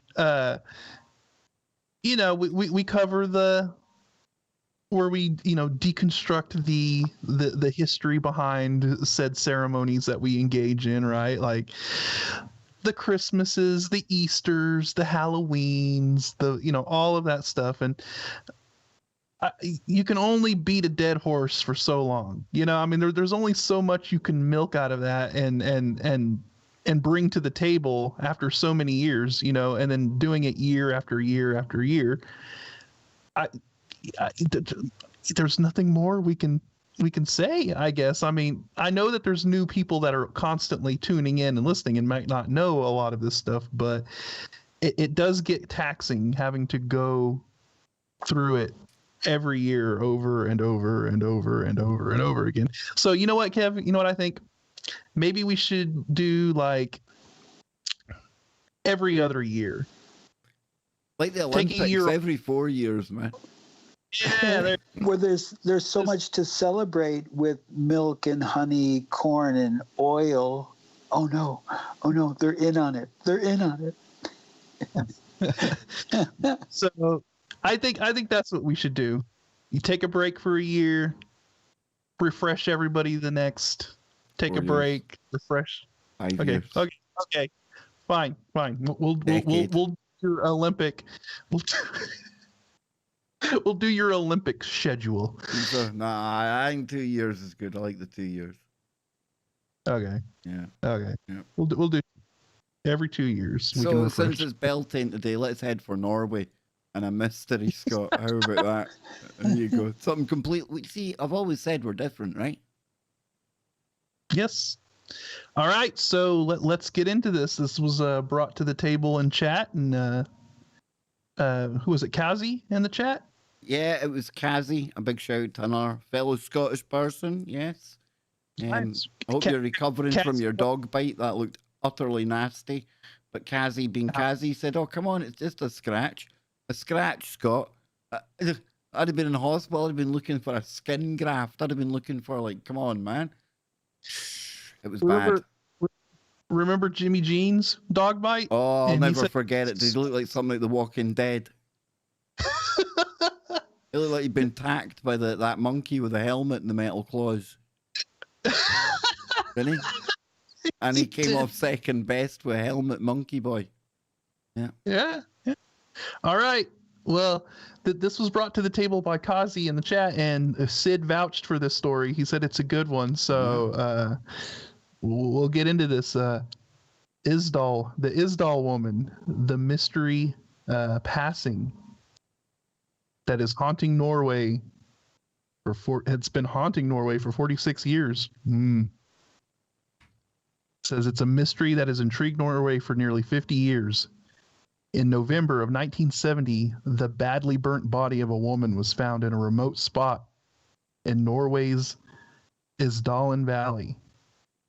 Someone had cut the labels off her clothes and scraped distinctive marks off her belongings, as if to stop her from being identified. As the police started investigating her passing, they uncovered a trail of coded messages, disguises, and fake identities, but never cracked the case. 46 years later, Norwegian police and NRK journalists have decided to reopen the investigation. This is the story of the Isdal woman and the perplexing trail of clues she left behind. It says, warning, this article contains one graphic image, so I will inform Kev of that when he gets back.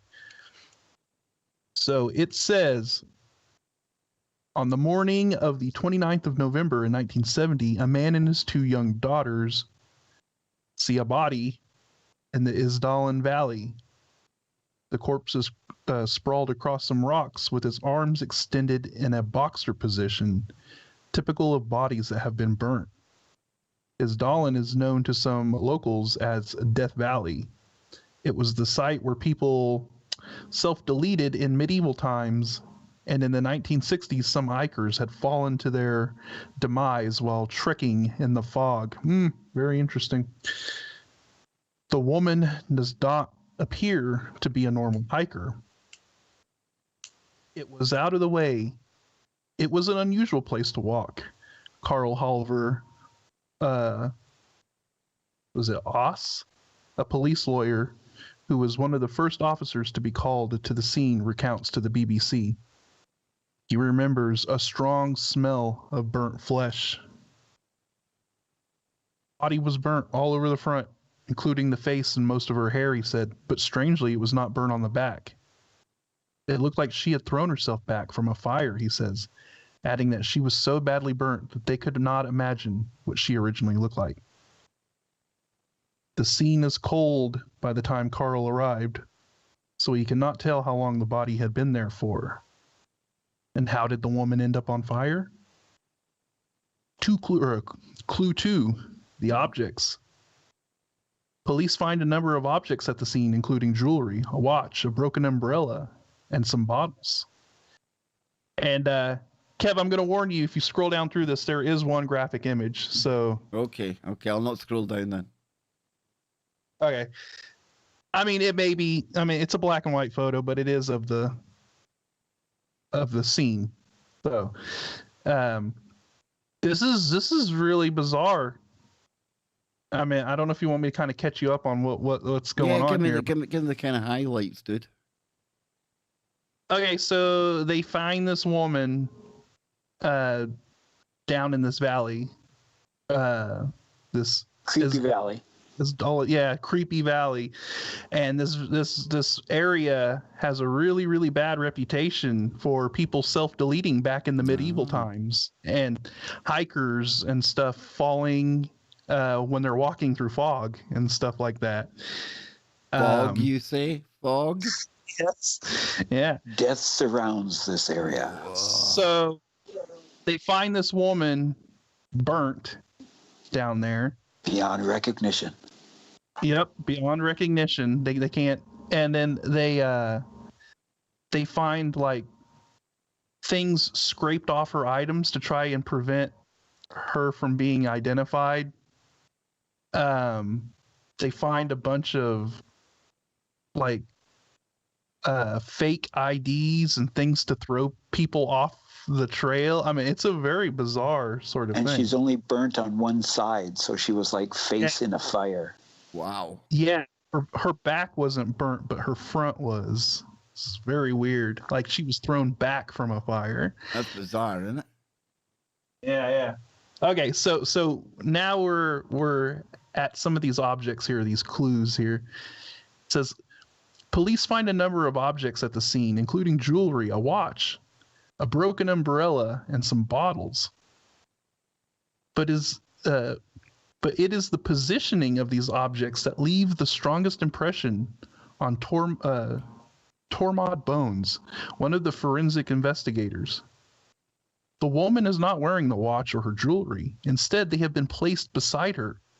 The placement and location of the objects surrounding the body was strange. It looked like there had been some kind of a ceremony. Oh, see, this is one of these really whacked out serial dudes. This is like where they've gone back and staged it all, isn't it? I've seen enough of these cop shows. I know what's going on here, Scott, yeah. It's getting weird, dude. Police also find the remains of a pair of rubber boots and nylon stockings. She had been wearing a lot of clothes of synthetic materials, and all of the clothes had been heavily burned, said Tormod. Adding to the mystery is the fact that the production labels had been cut off her clothes and rubbed off the bottles at the scene. Police find nothing at the scene to indicate who the woman was. Police issue an appeal for eyewitnesses. They say the woman was about 5'4", with long brownish black hair, a small round face, brown eyes, and small ears. She appeared to be aged between 25 and 40 years and wore her hair in a ponytail tied with a blue and white print ribbon at the time of her passing.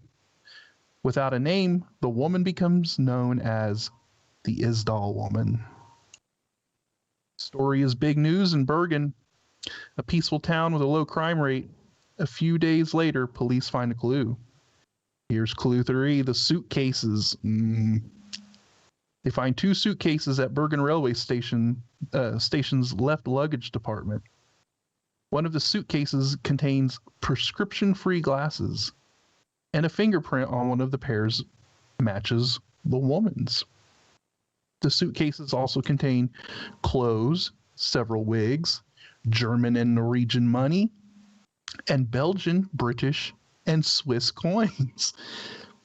A comb and a hairbrush, cosmetics, some teaspoons, a tube of eczema cream.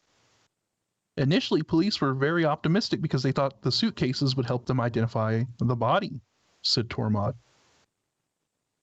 Soon, they realized that all the labels that could have identified the woman, her clothes or belongings, once again, had been removed. Is she maybe some kind of spook?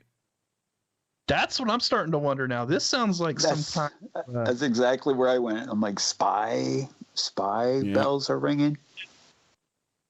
Because it sounds like somebody's really going out of their way to prevent anybody from identifying who she was, where she may have came from, who she may be involved with, or anything. So it says, and even she herself, Scott, maybe she herself had removed these things as part of her. You know, if she's going in somewhere, you know, you want nothing to kind of trace back to anything, you know? That is very, very possible. Very possible. It says even the prescription sticker on the eczema cream, which would have shown the name of the doctor and the patient, had been scraped off. Wow. Yeah. Police try hard to trace the woman's belongings. They even contact several major department stores abroad, including Galeries Lafayette in Paris, to see if the stores recognize any of packaging on the woman's makeup. None of the department stores can find a match. There is also a mysterious coded note in the case, which police will not crack until a while later. There is one important piece of evidence in the suitcase. A plastic bag from Oscar Rortvet's footwear store, a shoe shop, and Statvanger. Wow, lots of S's going on there. It was getting a little tongue twisty. The owner's son, Rolf Rotevelt, remembers selling a pair of rubber boots to a very well-dressed and nice-looking woman with dark hair. The boots he sold her appear to match the boots found on the body in the Isdalen Valley. Police believe that the umbrella found near the body was also bought from the store. Rolf says the woman had made an impression on him because she took a long time choosing her boots, much longer than the average customer. She spoke English with an accent and had a calm and quiet expression, he tells the BBC. He also recalls a strong smell emanating from the woman, which later he thinks may have been garlic. Oh boy, she was trying to keep away that ghost, right? I have to say, she was taking a bowl of garlic with her out where she was going, dude. Silver bowl of garlic. Using his description, police are able to trace the woman to,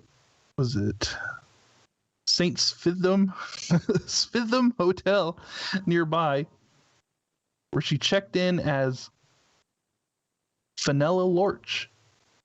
The problem? Fenella Lorch wasn't her real name. So the mystery continues. Clue 4. The hotel forms. It emerges that the woman had stayed in several hotels in Norway, using different aliases. And since most hotels require guests to show a passport and fill in a check-in form, this means she would have had several fake passports. See, here we go. This is sounding like spook stuff, man. Yeah. Big time spook stuff is what it sounds like to me.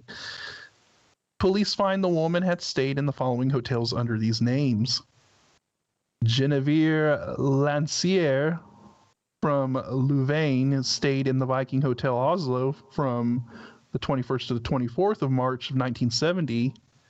Claudia Telt from Brussels stayed in the Hotel Bristol in Bergen from the 24th to the 25th of March. Claudia Telt from Brussels stayed in Hotel Scandia in Bergen from the 25th of March to April 1st. Claudia Nielsen from Ghent stayed in K&A Hotelet in Stavanger from the 29th to the 30th. Alexia Zarn Merches from I'm not even going to try it. Stayed in the Neptune Hotel Bergen from the 30th of October, and it continues on and on all the way until November. She's spook. A bunch of different hotels. Now look, we got this coded, it looks like a coded thing going on here. Oh, those are the forms and the handwriting. Okay, so the writing, and we got some newspaper clippings here. All right.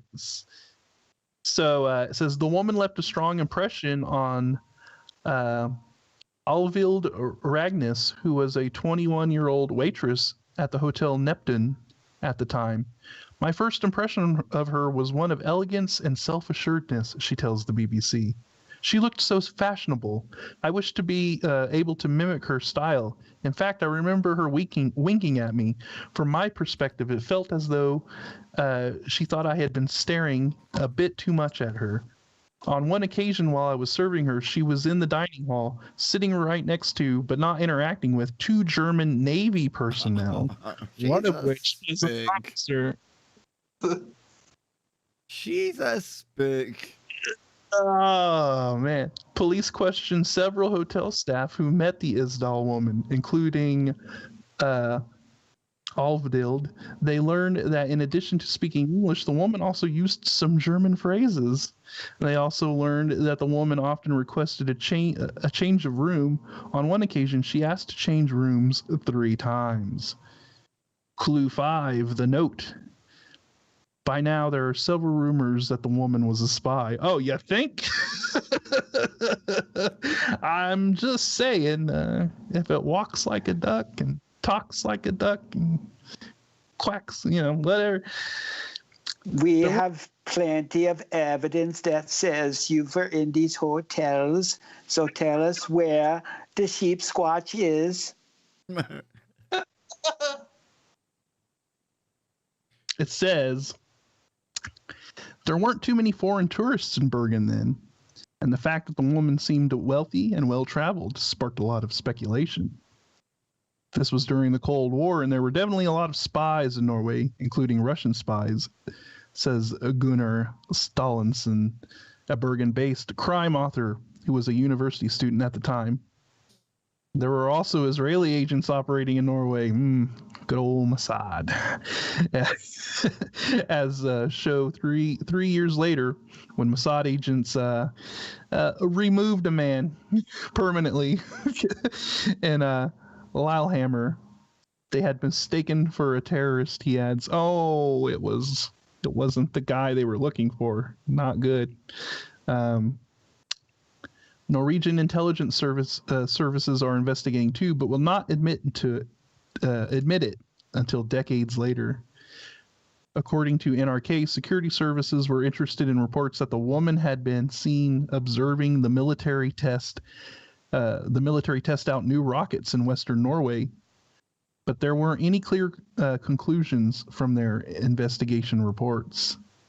It says police eventually cracked some of the coded note, but it doesn't provide any evidence that she's a spy. Instead, it appears to be a record of the places the woman visited. For example, 022, 028P are dates, 22nd to 28th of October. She was in Paris. 029 PS is the day she traveled from Paris to Stavanger. 029S matches the date she arrived in Stavanger. And 030BN5 matches her stay in Bergen from the 30th of October to the 5th of November. Police send a description of the woman and sketches of what she may have looked like to several police forces abroad, but none of them say they can identify the woman. And we have clue 6, the autopsy. Meanwhile, investigators complete an examination of the woman's body. They find an unexplained bruise on the right side of her neck that could have been the result of a blow or a fall. Oh, Spock got her, man. It's like that pressure point that Spock gets you. It's like a Vulcan pressure move, man. Yeah, she got hit with the Vulcan pinch, and she didn't live long and prosper after that at all. No. It says there are no signs that the woman had been ill. The autopsy also finds that the woman had never been pregnant or had a child. Her passing is likely to have been a painful one. There were smoke particles in her lungs, which shown that the woman was alive while she was ablaze. Tormod says he found a trace of petrol in the ground below the woman's body, which means we can state with certainty that petrol had been used to set her alight. She had a high concentration of carbon monoxide in her blood. Experts also established that there were about 50 to 70 sleeping pills from a foreign brand called Phenomon in her stomach, although they had not been fully absorbed into her bloodstream before she had passed. The autopsy concludes the woman passed from a combination of carbon monoxide poisoning and ingesting a large number of sleeping pills.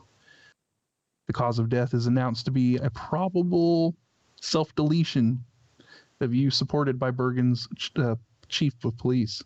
But many people find this hard to believe. Yeah, I'm one of them. Yeah, Can I throw out a speculation? Yeah, go for it. So Black Widow was discovered going to Norway to find the sheep squatch. Her identity was uncovered, so she had to suicide herself, but not really the clone that she got from von Braun in NASA, because they sent her there because they heard what a wonderful evening it was from the Scottish legend of the sheep squatch. Could be. Okay. Who knows? Who knows? Yeah. So yeah, this is wild. I mean, if you were going to self-delete, wouldn't you either just choose to take the sleeping pills or go the other way and like not go? I would think that you would want to not. You wouldn't want it to be as painful as that. I don't see anybody. Or they suicide her with their Noxzema cream that was not flame retarded. Who knows, man? Who knows? That's crazy. So he said, we talked about it in the police, but as far as I remember, very few thought that it was a self-deletion. Carl Oliver Ost says.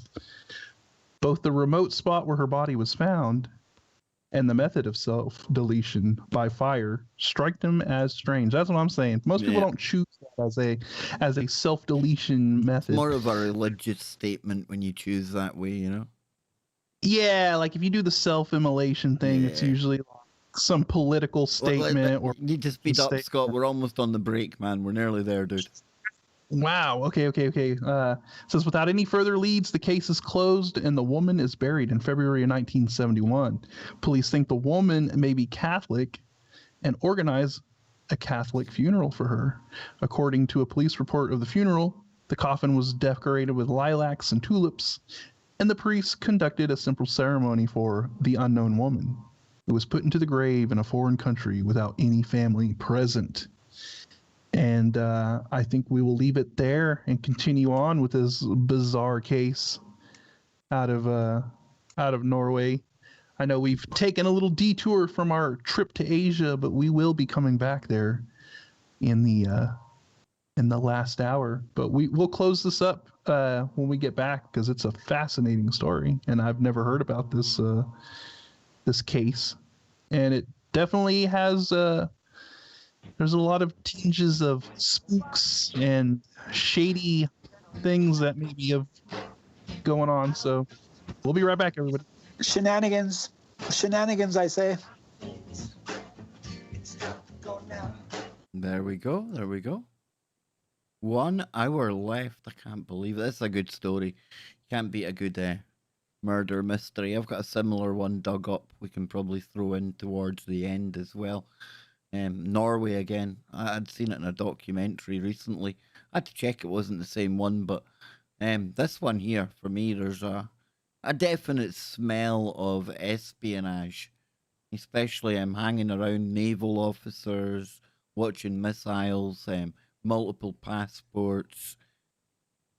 Again, if like the three of us can like randomly work it out from a BBC article, come on, I think that they must have known pretty earlier on this is going to be. It must be horrendous when you come across something like that because you've got the ordinary police trying to solve something, and they must know. They must know the hallmarks of when something like this happens. When they think we know exactly what's gone down here, and we're never going to get to the bottom of this because we're just going to be met with threats and warnings and don't go here, and you know.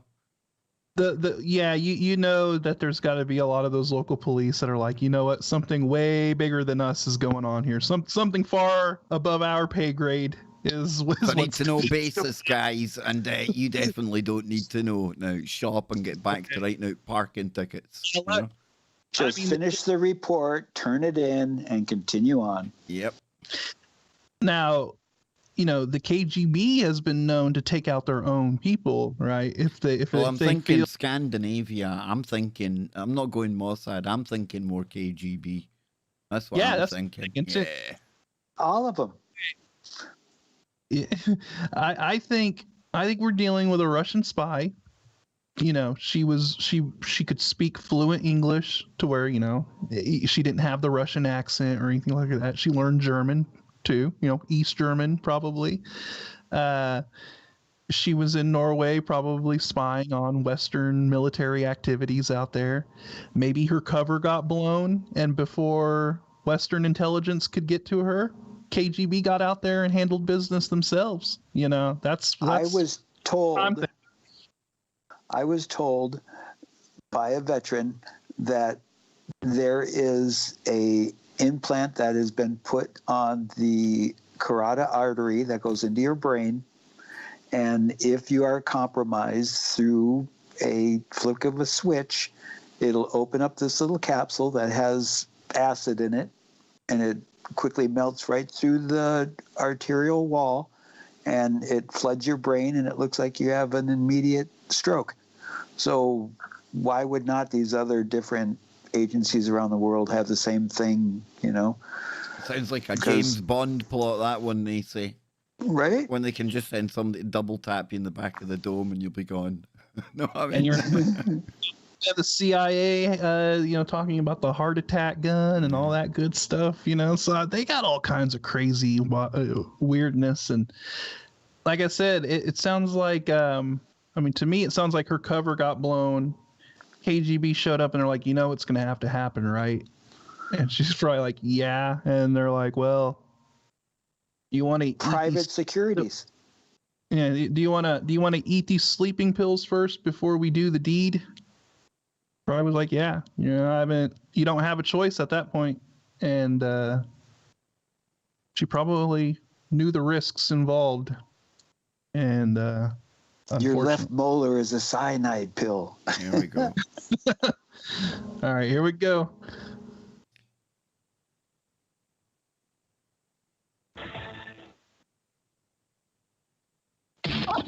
Bit early. I'd happen at some point. Right, we'll get through this story and then we'll jump back east because I really want to get into the Monkey Man myth. It's a really good one. Yeah. This one here, this is like a A good old murder mystery that I've never heard before, man. I know they Always should do the like a ones you've show. never heard before. Yeah, Right, let's yeah, do definitely. it. Let's do it.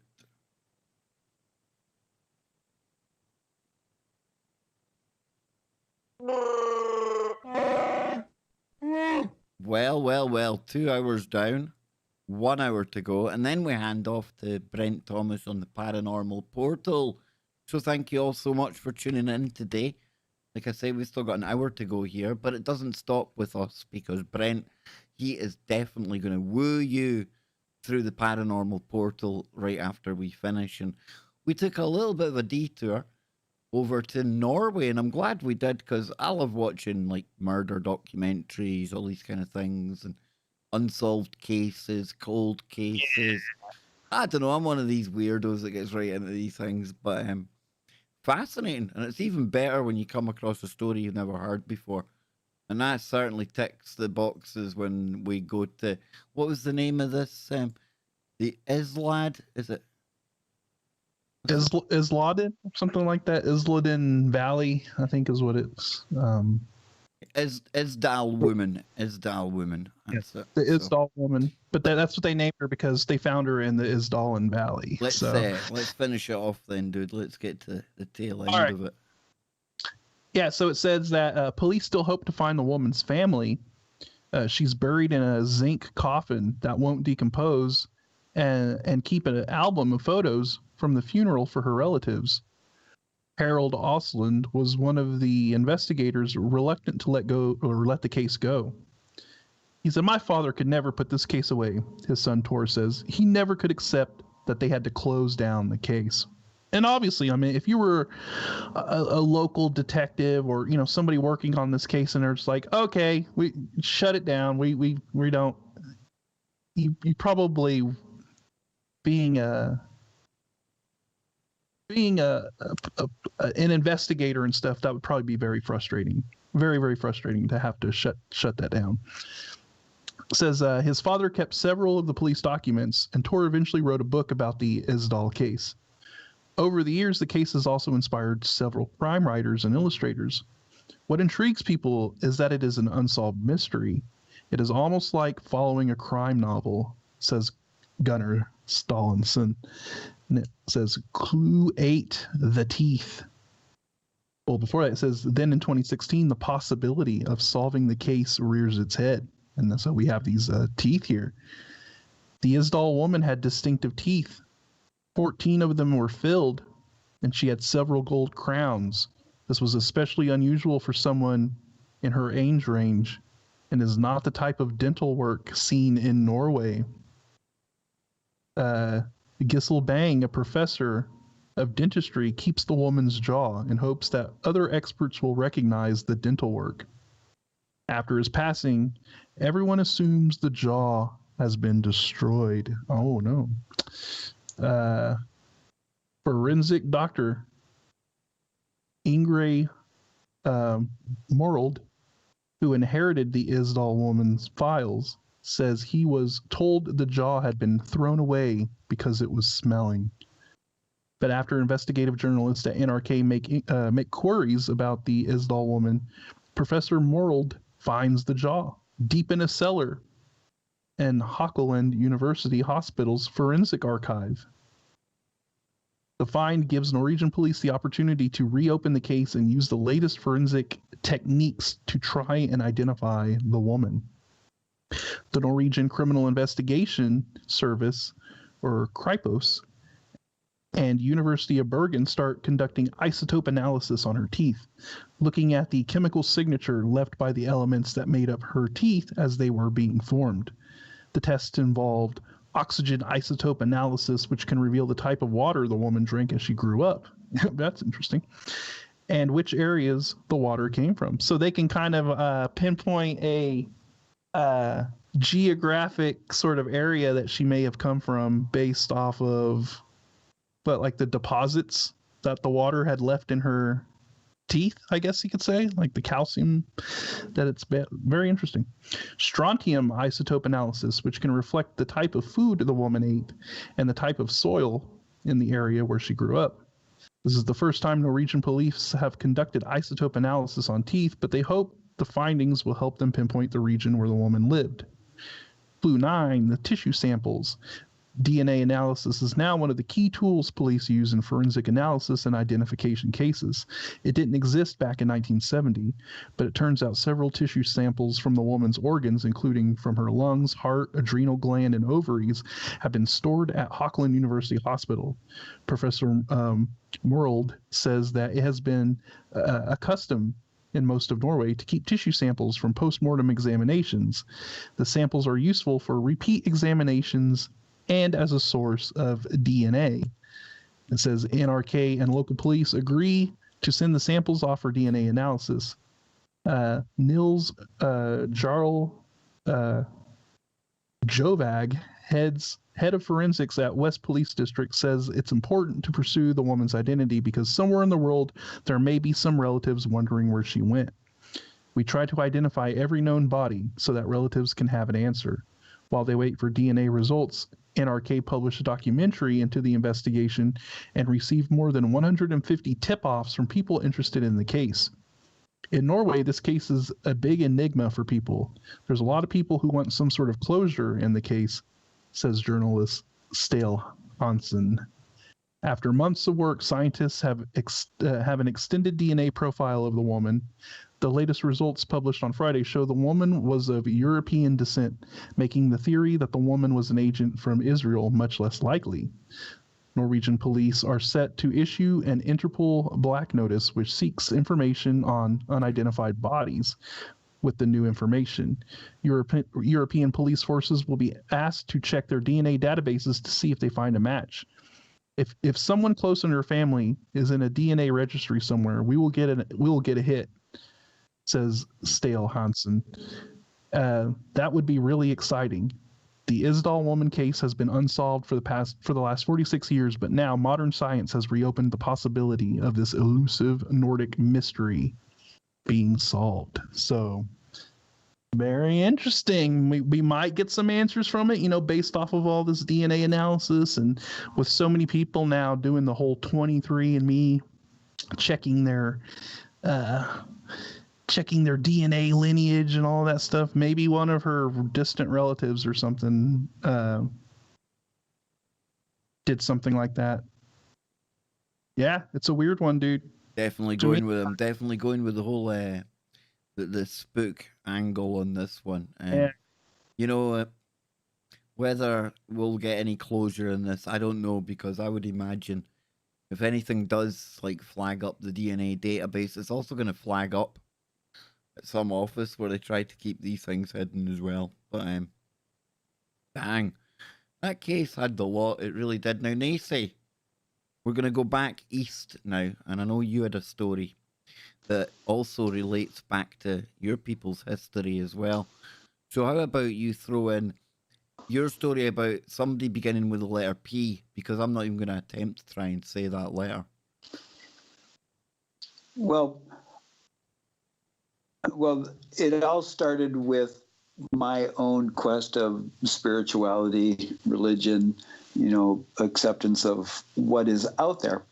And as I started looking around the world at all these different religions, of course, when you look at the oldest religions and the possibility of where they stemmed from, you can't miss India.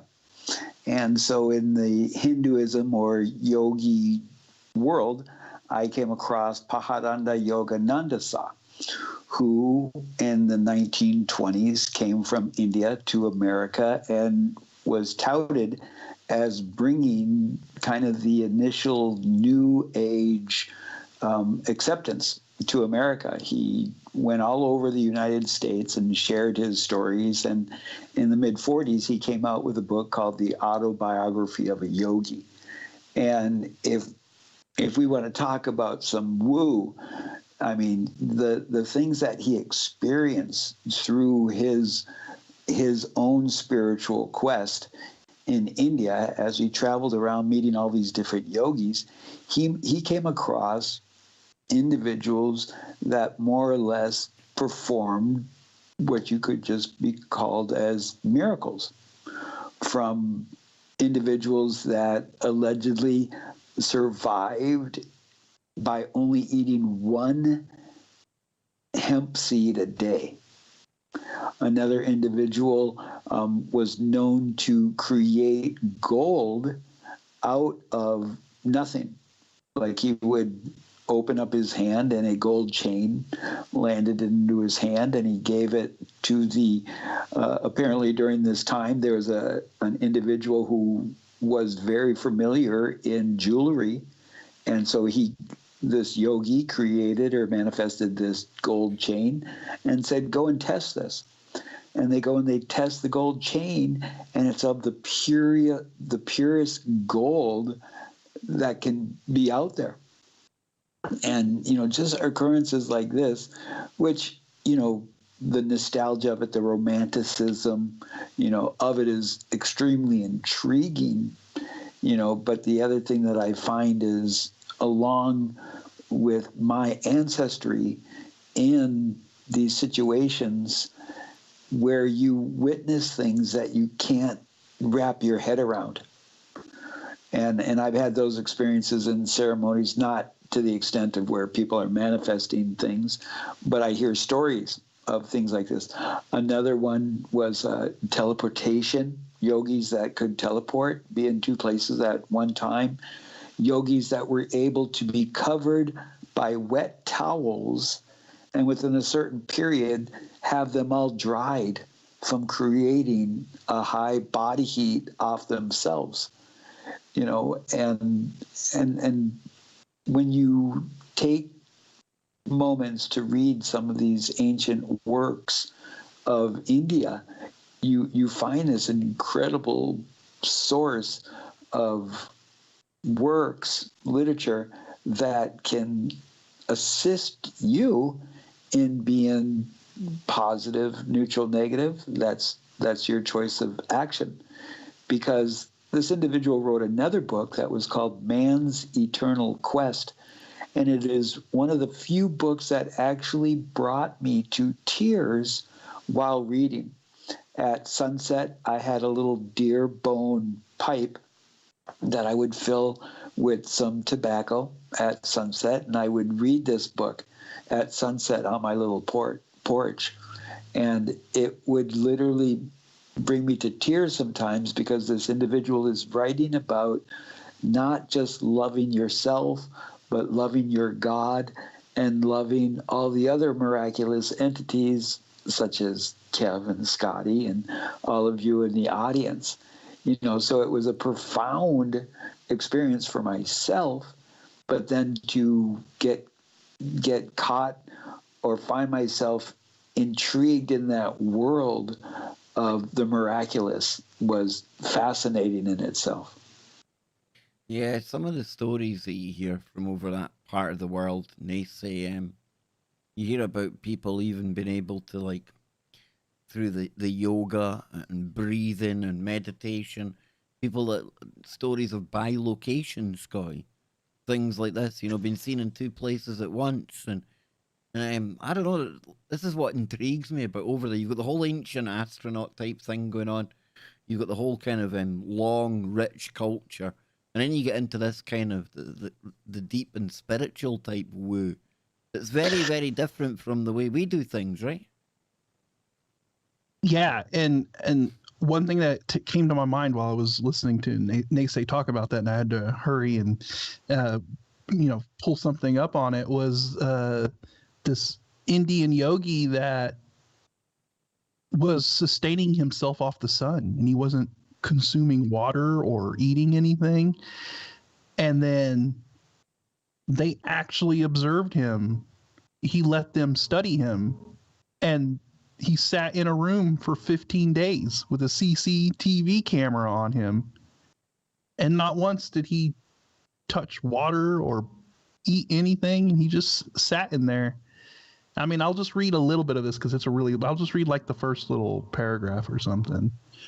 But it says the crimson-clad old man with the nose ring tries to tell us that he hasn't eaten or drinking anything since the goddess Ambaji touched touched his tongue with her finger. That must have been around the time of the outbreak of the Second World War. So he hasn't eaten or drank anything since the beginning of the Second World War, according to him. As there are few things so well established as the biological law, no human and no animal can survive without the regular intake of food and water, it may be sensible to approach his calm with a degree of skepticism. It is not usually very difficult to expose such characters. I have done it in several cases, but Prahlad Jani has some influential protectors. But anyways, it goes on here and it talks about how,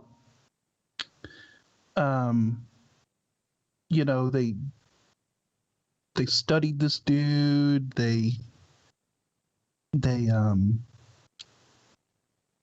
put him in this room with a CCTV camera.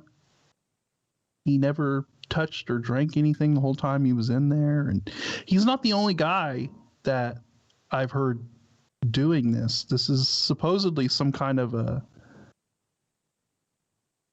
practice that yogis or high level, Indian spiritual leaders can achieve if they focus on it for long enough. I don't know, man. I remember watching this other thing. There was this young kid, well, he was a teenager in India, and he would start meditating out in the woods. He would be out there for like days and days and days and not move. And at first they were like reporting him as missing, right? Because they thought he had ran off. But then they would find him out in the woods just meditating, by a tree or something. And he would always get upset when they would find him, because he said that they interrupted his ascendance or his transcendence, that he was trying to go out there, do the meditation thing so that he can pull the old Buddha thing and just blip out, and he would always get very, very upset that they interrupted that, because he had been out there for days meditating, and all of a sudden you have all these people show up, break his meditation, pull him out of there, take him back. And then I guess he did this over and over. He was doing this over and over again, trying to keep people from bothering him. But now I think that they're like letting him do it or trying to keep him isolated, because they think that he is one of these, at least over there, they believe that he's one of these people that have the ability to transcend if they let him do it or something. So now he's kind of like being looked at as one of these kids that are almost like an indigo child or something along that lines. They're kind of there's a whole following around him and stuff. But well, Scotty, when I do my ceremonies of fasting, I think I've shared with both of you that when I get on my like 5th and 6th day of not eating food, I start pondering, have we been duped to think that we need to eat? Can we mimic plants? And go through that process of collecting that, Tesla says right there in the atmosphere is all of this energy. So if we can tune into that energy, then logically wouldn't that be able to sustain us? I remember long ago when my dad bought me one of these recharging pads where you could just take your cell phone and you could set it on top of this pad, and without plugging it in, it would charge your phone. So in that same theory, if you could tap into that energy, then wouldn't that be phenomenal? No, Yeah. I still like a good burger, man. I still need a burger. Yeah, I'm not going full photosynthesis yet. No, I get what you're saying though. And when you hear stories about the one you told there, Scott, makes you wonder. They're getting sustenance from somewhere, apparently, if what they're saying's true and things like that. But pretty cool, dude. Yeah, I mean, I think there's something to it. But I mean, I don't know.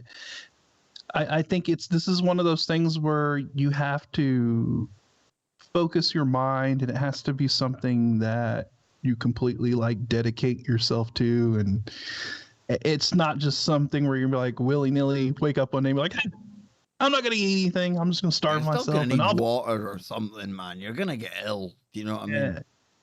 yeah, but it seems like these people have somehow transcended that in some way, you know, and they're able to pull energy from somewhere else and sustain themselves, which is I cool. like my munchies too much, man. I'm telling you. I gotta have a good burger every now and then. Come on. When I do my fasting and I get encouraged to go longer, you know, when I first started getting encouraged for that, I called my elder up and asked him. I said, I just feel this urge to go longer, and then he would, ask me questions of why and my intent and all of this stuff. And then I would ask him, have you met anybody else who's done this? And he told me that he knew an individual that went 13 days with no food or water. Now that I would not try. When I do my fast, I drink water. I drink a lot of water, and so I don't encourage anybody to, no food, no water, but I've proven it to myself that I've gone 9.5 days on just water. And it's incredible because by that 7th day, the feeling of being tapped into the universe is overwhelming and called joyous. Starvation, man. It's called starvation.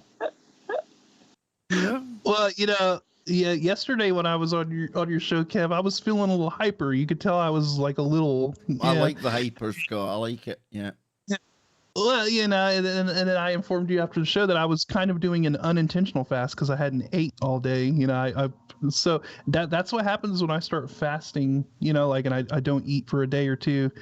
I start getting all hyper. Your mind starts getting all like hyper aware, and it's very interesting. And you fine tune into it. You like focus hard when you grab a topic. Yeah, the clarity of it and how you dig into it. It's an experience, definitely. Yeah, but Kev, no fasting for you. You need to put on the pounds, buddy. I am, dude. I'm eating like an absolute machine. I really am. Now, before we go to the break, then let's squeeze in a bit of Tibet. Because I thought to myself, well, I'm going to look at Tibet because Tibet's always fascinated me. You got the monk thing going on. Yeah, interesting. You bring just real quick. The kid I was just mentioning, the one that was running around in India and meditating. I just kind of looked him up real fast, and it says that now he's currently in Tibet. There you go. He's in Tibet preaching or doing whatever he's doing up there. So cool. Yeah, I thought Tibet because I remember hearing a story years ago about how you had the Tibetan monks and they were demonstrating how they could use audio acoustics to levitate objects. I found that really fascinating, and that really led me down the rabbit hole. You start looking into the whole Tibetan thing. One thing you come across early on, and I remember looking into this with Anthony Patch as well.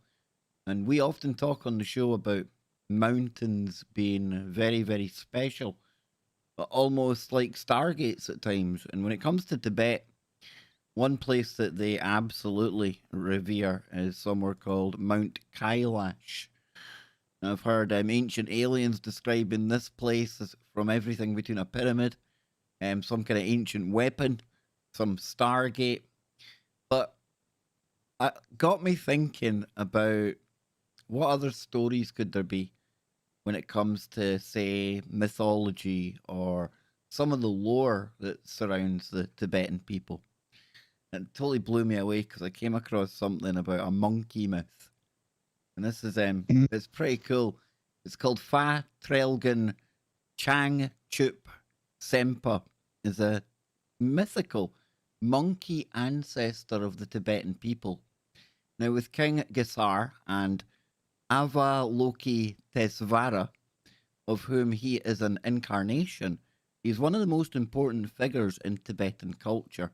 Now, Fa means father, Trelgen or Trelgen means old monkey, and Chang Chup Sempa refers to the Bodhisattva or the Bodhisattva, which is the meaning enlightenment, and Sempa meaning intention. Now, when we come back on the other side, we'll hear the story about this monkey ancestor, and it is super, super weird. It's going to be a brilliant way to take out this week's Freaky Friday. Don't go anywhere. We'll be right back with this and a whole lot more. We'll be coming around the mountain after this break. Yes, Kailash Mountain, no less. But this story is, like, I'd never heard this one before. It's, I'm not going to give any of it away just now, but definitely Tibet is a place that is an untapped fountain of woo. That truly is. Yeah. Oh, definitely, dude. I mean, you want to talk about like the Tibetan monks and what kind of craziness might be going on in the mountains out there, dude. I mean, those dudes are like laser focused, and I don't know. I just think that there's a whole kind of a whole new level of woo. Well, I've even got a ghost story. It's like a story about like 3. What would the equivalent be? They're like exorcists, only the Tibetan version. And it's a very interesting story. Oh, wow. I tell you, dude, dare I say it? I didn't research. I Googled for today's show. I Googled. I found some good woo. In fact, I might even have to put a lot of this in a folder, because there might be another show to be done out of the amount of tabs I've got open here. It's a gargantuan amount of tabs. Yeah. You know, when we talk about past lives and stuff like that, I have one time pondered greatly on if I was in a past life from Tibetan and a monk. You remember way back in the day when the Hare Krishnas used to be in the airports? And in the States here, they were prominent in the airports. And I remember when I was a little kid bringing my mom to the airport, and there was this group of Hare Krishnas there in their orange robes. And I was just fascinated and so intrigued that it felt like, you know, something within me was like, why am I so drawn to that? You know, and my favorite color is that fluorescent orange, like cautious orange or hunter orange. Favorite color. Wow.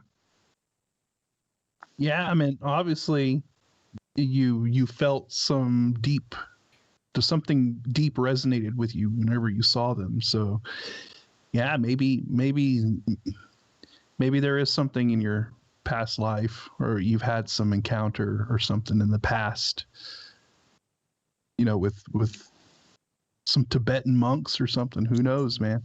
Well, like Kev, I've been intrigued about the whole, you know, hypnotherapy and past life regression, but I've always get a little leery about somebody going into your subconscious and rooting around in that cellar. Yeah,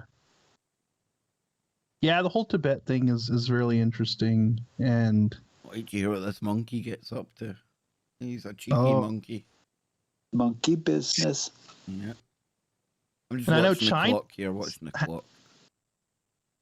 I think we're going to have to do a follow-up show, dude, because we've not even done the Chinese pyramids or anything. We need to do it next Thursday or something, I don't know. And China has their own, like, Monkey King thing going on, too. Oh, yes. Here we go. Yep. Let's try it.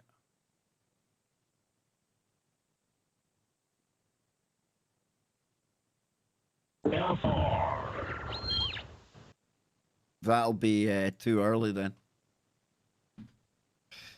We'll give it a minute. Yeah, Do you remember the Jungle Book? Yep. The movie The Jungle Book and the I Am the King of the Jungle with the orangutan. There was some I can't remember the woo that was involved with that, but allegedly it was a little bit based upon one of those monkey gods and a history of them wanting fire. And yeah, so this Here we this go. East Here we go. East woo plethora.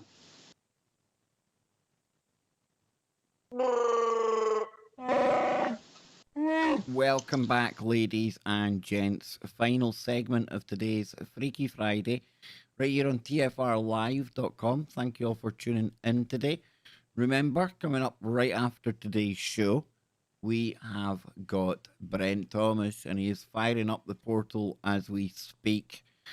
So I've enjoyed this week. It's been absolutely brilliant. The only problem is, I don't think we've even got through half of the stuff that we had put by for today. So we're definitely going to have to revisit this at some point. And then before the break, I was about to take us into the weird and wonderful world of the ancient monkey myth of Tibet. It's well worth going here. Here we go, folks. It says, a very popular Tibetan creation myth holds that in the beginning, the world was covered by water, which evaporated little by little, leaving room for animal life. To the flooded land of Tibet came a monkey that had withdrawn there to immerse himself in meditation and to follow a life of asceticism and chastity. He settled on Mount Gongori. One day, while he sat in meditation, a female demon came to seduce him.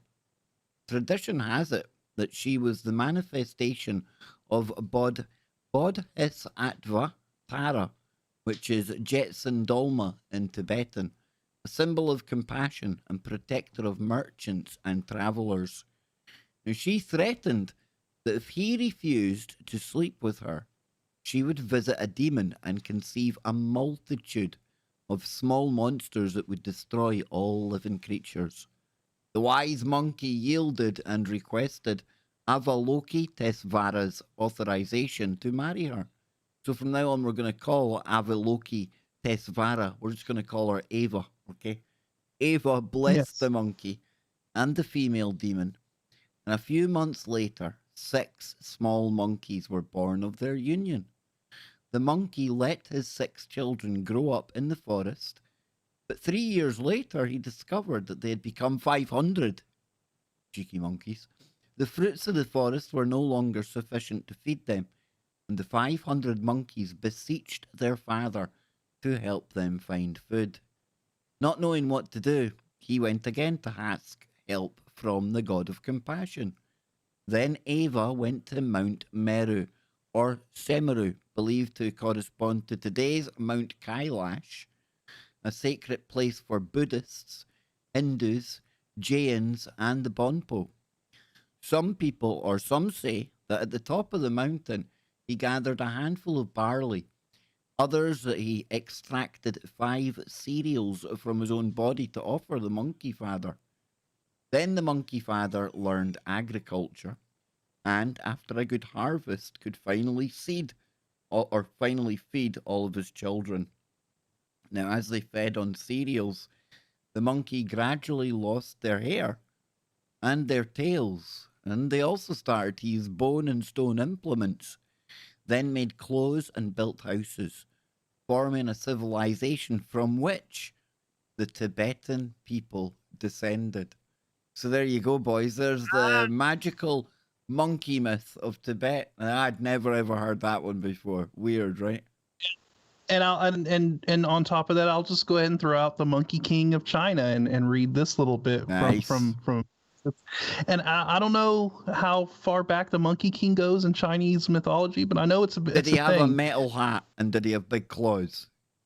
Oh, that's a 3 good buttons question. on it, 3 buttons down his chest, dude. I'm telling you, see? Maybe. So the Monkey King, known as Sun Wukong in Mandarin Chinese, is a legendary mythical figure best known as one of the main characters in the 6th century Chinese novel Journey to the West. In many later stories and adaptations, in Journey to the West,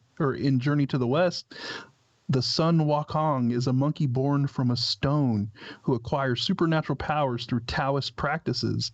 After rebelling against heaven, he is imprisoned under a mountain by the Buddha. After 500 years, he accompanies the monk Tang Sanzang and 2 other disciples on a journey to retrieve Buddhist sutras from the West, the Indian subcontinent, where Buddha and his followers reside. Sun Wukong possesses many abilities. He has immense strength and is able to support the weight of 2 celestial mountains on his shoulders. While running with the speed of a meteor, he is extremely fast, able to travel 54,000 kilometers or 34,000 miles in one somersault. Sun Wukong also acquires the 72 earthly transformations. Ooh, very interesting number. That comes up a lot, eh? And then didn't we have like 6 children in the last one? Yeah. Get your gymnastic suits on, folks. We're going in. Get your geometric somersault Sun Wukong suit on, because we're gonna be This is which allows him to transform into various animals and objects. So he's a shapeshifter, Kev. We like ourselves a bit of shape-shifting. Yeah, the Monkey King is a shapeshifter. He's also a skilled fighter, capable of defeating the best warriors of heaven. His hair possesses magical properties, capable of creating copies of himself or transforming into various weapons, animals, and other objects. He also demonstrates partial weather manipulation abilities and can stop people in place with fixing magic. So he could just freeze you in place. So yeah, there's the Monkey King out of China. He sounds like a gnarly dude. I'm liking it. And for all of my anime friends out there who watch Dragon Ball Z, just remember that Son Goku was known as the Monkey King when he's flying around on Nimbus with his little bow staff. See, there you go. Now we're going to take it really weird. Why? Because we're Freaky Friday and we can. We're going to go full woo on Tibetan exorcists. Yeah, there you go. So over here I've got a story, a Tibetan ghost story. How 3 Gihod Pass tamed a yak shini. Now that looks like chod, but it's pronounced Gihod or Gikod. But we'll just call it Gihod, right? It says the following is a rough translation of a spooky Tibetan story that was shared on the popular Tibetan medium site Kadba or Kabda. It tells the tale of 3 Ngakpa, non-monastic, non-celibate, tantric yogi sorcerers who engage in the special exorcistic meditation of Gihod and end up encountering a very dangerous demoness, more specifically a yakshini, or an alluring female nature spirit, associated with granting power, riches, and sickness. Now, I hope you read it and be very careful the next time you are practicing yoga in the wilderness. And besides being quite chilling and engaging, the story is also noteworthy for other reasons. It reminds us, for one, how Tibetan Buddhist yoga is a lot more human thigh bone trumpet and visions of demons than Lululemon, coconut water, and gym memberships, and points to the awe and fear with which the Tibetan practice of Gihod, particularly in its solitary and itinerant iterations, spit that out, continues to be held. Now, as part of the Gihod or Gikod, or severance cutting, offering rite practitioners visit terrifying haunted locations where, through complex ritual choreographies of visualization, liturgy, singing, dancing, and drumming, they work with the energy of their fear of annihilation by meditatively disengaging from their body. So they basically go into the kind of astral realm to do their bidding.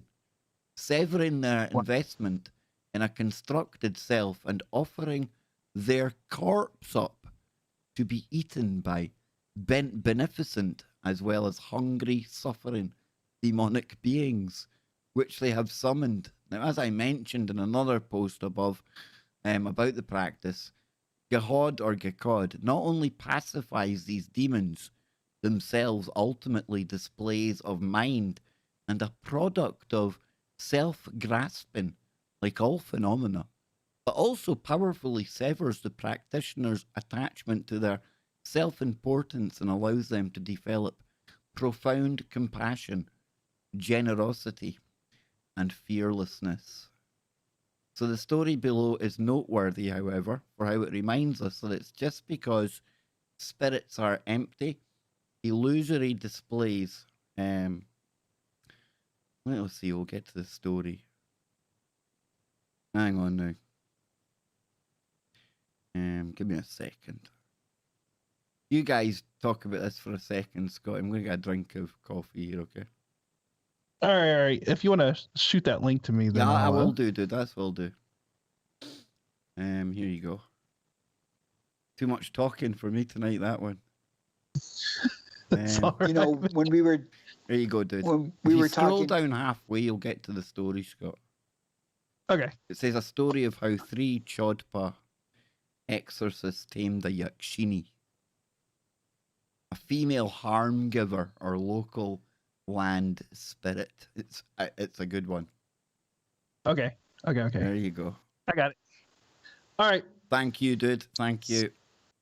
No problemo. It says, long ago in a big nomad region in Amdo, there was a family with 3 brothers. Not only were all 3 brothers very religious, but they devoted themselves exclusively to the practice of meditation. One day, the 3 brothers heard that a very holy lama was supposed to be coming to their area to give an empowerment for the Gohad practice. After discussing whether or not they should go receive the empowerment and having agreed that they should, the 3 brothers went on their way. All those receiving the empowerment were required to visit 100 mountain, 100 spirit haunted, and 100 charnel ground power places as part of the practice. The 3 brothers vowed to do so and applied themselves to accomplishing the profound Gohad empowerment they had received. Now, as they had promised, they had to travel to a rugged and isolated spirit-haunted spot. But as the 3 brothers well knew, traveling to such a place was not at all easy. When one practices Gahad, as is customary in the Gahad tradition, one must visit various power spots that are home to all sorts of harmful demons, like Nayan, Sen, Dondre, and so on. Since if all the brothers went to practice at the same time, there would be difficulties for the family. The brothers resolved that they would not go all at once, but would go in stages one by one, with one brother going after the previous one had accomplished the practice. The other 2 brothers rendered service to the one practicing for 1 week. The youngest 2 went to whichever demon haunted the oldest brother and went in and kept his camp in order to make sure that he had enough provisions. After the week was up, the 2 returned home to see things, and then after a week in the middle, the brother went to check on the oldest one. When he returned to the place his older brother was, a fear unlike any other he'd felt before spontaneously came upon him. He approached the tent carefully. Got the But he spidey heard sense, nothing. Scott. The spidey sense kicked in, dude. Yeah. As he approached the tent carefully, but he heard nothing at all, and everything appeared quiet. He called to his older brother in a quiet voice, "I've come to bring you food." But no one gave an answer at all. Then, feeling afraid, he opened the tent door and looked inside. There, he saw his older brother, deceased, with red bodily fluids coming out of his nose. Not good. Now, the circumstances of the older brother's passing were frightening, but totally obscure. In line with his previous vows, the older brother decided to stay at the camp. After a week, the youngest brother came to look after his middle brother, and he neared the camp. As he neared the camp, an unbearing feeling of fear and panic, unlike any he experienced before, came over him. Not daring to open the tent, he called out his middle brother's name in a loud voice, but no one answered. Even more afraid, he opened the tent door suddenly. Looking inside, he saw his older and middle brother alike. The same. Red bodily fluids extruding from the nose. And they were deceased. When he carefully examined the tent, he discovered there were indistinct letters written in said red bodily fluid. On the outside of these letters, something that looked like, "The milk isn't fit for drinking," was all he could make out. Not only was the youngest brother unable to make sense of the matter, but its significance seemed to be quite esoteric. Now the youngest brother was left alone with no idea what to do. Both his older brothers were gone. He really wanted to know the cause of his brother's passing, but given that he had little more than "don't drink the milk" to go on, he really had no clear way of knowing how his brothers had Not much passed. a clue, eh? Not much a clue, that one. No, exactly. So he stayed right there and practiced. He divided his practice into 6 day and night sessions. He chanted for 3 successive days and 3 successive nights, from the first day until the 7th day. There were no movements or disturbances at all, and everything seemed quite still. On the evening of the 7th day, after the sun had set, he applied himself to the practice of Gahad. His practice session done, he went to sleep and focused his attention on the practice of dream yoga. A little after falling asleep, hearing a woman singing, he woke up. However, when he got up, not only had the sun risen, but it was already almost afternoon. Although he was astonished that the sun could have come up after he had slept for such a short time, he applied himself to the Gahad practice as usual. After a little bit, voices and great clamor seemed to fill the valley. Going outside his tent, when he looked, he saw that a nomad raising a horn and a woman singing with a beautiful voice, who were herding some cattle and sheep, were approaching. After a little while, the nomad family erected their tent close to his own. Now I have neighbors, he thought, which isn't really so unfortunate. After all, both my other brothers have passed. So what's so bad about having someone to console and aid me in my sorrow? Thinking this, he again applied himself to the practice. A little while later, the singing woman came to him. It was a Nakpatala, esteemed tantric practitioner.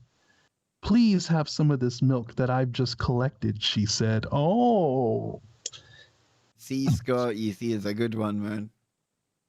Oh, okay. The Chopa, greatly pleased, took up the milk, but when he started to drink, he suddenly remembered the cryptic message, "The milk isn't fit for drinking," and started to wonder. The woman who'd given the milk became very nervous. This woman's really a demoness, he thought, and he threw the milk back in her face. With a great cry, the woman disappeared without a trace. The demoness's a magical illusion, destroyed. It changed back to nighttime, and everything was again quiet. Now at last he realized clearly that his 2 older brothers had passed because of the demoness. I heard this ghost story when I was little from an old Nakapa. I confirmed that everything I heard was put down in writing without any fabrication to me. Tenpai Naima, son of the teachings, from America, otherwise known as Tabdun Wangpo, Lord of the Seven Horses, i.e. the sun. Huh. That's a crazy story, dude. Mm-hmm. So, it's a good one, isn't it? yeah. So it sounds like we had this demon like manipulating time and everything, making him think it's day, and she's offering him milk and Weird woo. How Yeah. many different times have you heard that in these stories about when you go into these other realms that you're not supposed to eat food or you're not supposed to take drink from these entities you meet in these other realms? Yeah, I mean, it would make sense. I mean, I don't even take food from like people I don't even know, let alone you get some weird entity thing. Hey, you want a bite of this cookie? You want to drink some of this milk? No, thank you. No, thank you. Not gonna happen. No, I'm with you there, dude. You gotta know like where something's coming from, you know? So Especially strangers in the forest when your siblings are piling up around about you, you know? yeah. Man, this is a long article on this, dude. Isn't it? It's quite in depth. There's a lot to this. Yawning. But dang, that's crazy though. We're almost out of time, boys. We're almost out of time. We are. 5 minutes. I mean, I guess while we're on Asian and Indian woo, I mean, then we got like the Vermanas and remember those little tiny discs that were found in China? Yeah, the Dropa. The Dropa Yeah, and stones. they had like some kind of letters or some markings on them that you could only see with like a magnifying glass. It's like they were miniature UFOs. Yeah, I'm thinking it might be a different one. The Dropa stones are like, they compare them to like stone CDs or records with little grooves in them. Oh yeah, those too. Just a tiny little sliver of delight we've went to with the woo of the Eastern world. So we definitely have a plethora to dive into. So many occurrences of the future, possibly. Who knows, dude? Who knows? We'll see. We will see what happens in Sidvich. Yeah, thank you very much for today, dude. Honestly, he says his bank even phoned him up to make sure somebody hadn't like held him at gunpoint. I think that's good that your bank checks up on you, man. That's actually a good thing. You're a madman, Sid. An absolute madman. Yeah, thanks again, buddy. That's Scotty awesome. is Gret in Norwegian. Greta level. Sidvich donated 50 Norwegian kroner through Super Chat. Good show today. And BTW Scotty is Gret in Norwegian is Greta level. Scotty's at Greta level? I don't know if that's a compliment or an insult. How dare you? I was going to say, where is she? How dare There you? she is, yeah, there she is. And I'm sorry, pity and forgive me, Sid, that when I attempted that Norwegian accent, you took it as Swedish. So I'll work on that one. All these Scandinavians sound the same, I think. I would struggle as well. Like, trying to, separate Norwegian and Swedish is kind of like when Americans can't tell the difference between Scottish and Irish. It's like parts of America as well, there's like a big difference between somebody from New York and then somebody from Alabama, Yes. Very, very big difference, right? Yeah. Huge. Whereas when I'm listening to somebody that's, say, Norwegian, or I'm thinking of football because we had Henrik Larsson, he was Swedish. I do find it hard. If I didn't know, I kind of just play it safe and I say Scandinavia because it's kind of hard for me to pick out which one it might be, See, it's funny because it's like I talk to people from the UK and Scotland and everything so often, you know, that I've learned to hear the differences in the you know, in the accents and stuff. But you know, somebody like my mom who doesn't talk to anybody from the UK or Scotland or anything, she hears them talking, she just goes, "Oh, they're British," you know, or "Oh, they're," you know, or she hears somebody with a more Scottish or you know, then she thinks, she just automatically goes like Ireland or something. It's like, come on, mom, get it together. There Get it it is. together. There's the music. Head on over to the Paranormal Portal, folks. Brent will be with you in 3 moments. Until next time. Moron donated $5 through Super Chat. Great lurk. Sid not get it out of park. PPP. Much love, chat. There we go. There we go. I'll play that again because that kind of got drowned out there. But that was more Ron. Thank you. More. There we go. Moron donated $5 through Super Chat. Great lurk. Sid not get it out of park. PPP. Much love, chat. Now, Sid says Denmark is not the same. Nah, it's Norway and Sweden. I kind of get confused between the two of them. Yeah. Yeah. And then my mom, it's Scotland and Ireland. She can't. I'm like, come on. Come on. And You Joe can do it, Joseph, Mom. he knows fine. There's a difference. He just annoys me with it, though. So I'm going to get the Paranormal Portal link for people before we depart. Let's see. It won't be live just yet. But if I give the channel, which is there, then you can see it over here, then I think, There we go. ladies and gents, that about concludes today's madness. Now I'll be back with a members stream on Sunday, and then we'll have warrior mode and on give me 2 secs here. Just have a look before we go. A little look-see. Let's see. Calendar. Can't believe we're into May already. So I've got Nano Girl on Tuesday. I know, Nacy, you were wanting to come on May the 4th, but it's booked up, dude. It's booked up. So I've got Nano on Tuesday, folks. So got that to look forward to. So any last thoughts, boys, before we head on off out the door? Nacy, over to you. No, I asked if everybody could send some energy out to my dear friend Joan as she's going through this loss in her universe. And I ask that you recognize the miracles within each other and share precious space and moments with them, because we never know when those times may occur when we don't see them anymore. So thank you again, Kev and Scotty. I love you guys dearly, and I really look forward to the Fridays we get to share with the audience and with each other. Miigwech. Scotty boy, any final thoughts, my man?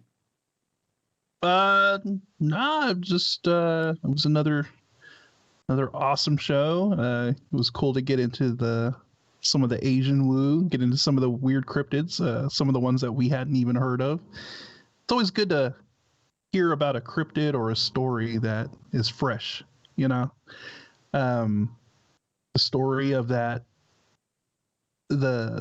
unsolved case out in Norway where it looked like there was a lot of weird spook activity going on. That was a very fascinating story.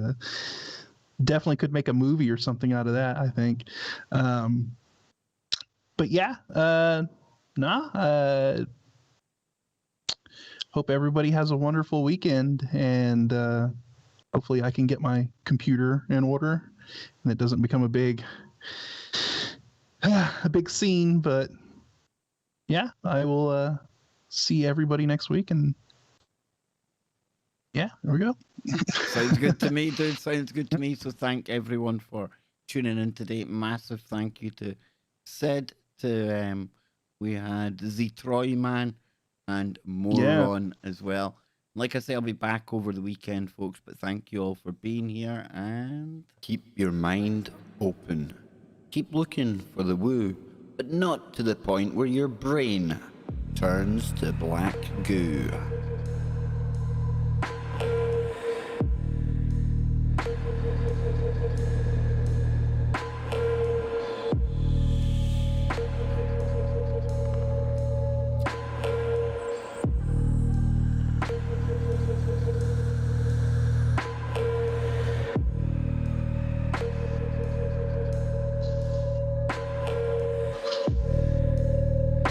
Freaky Friday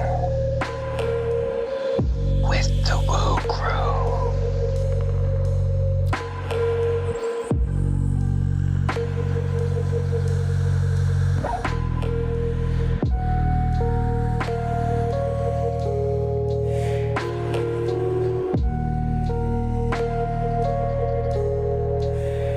They're coming to get you, David. They'd like you to play the wah-wah pedal. I'm all wah-wah'd out today, man.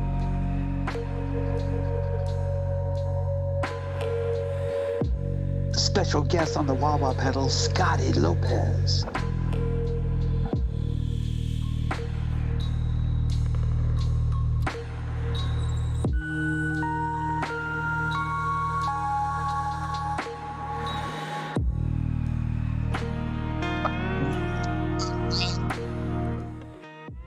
Wow, wow, wow. Wow. Also, special appearance by the Sheep Squash. Meh. Bah, bah, bah.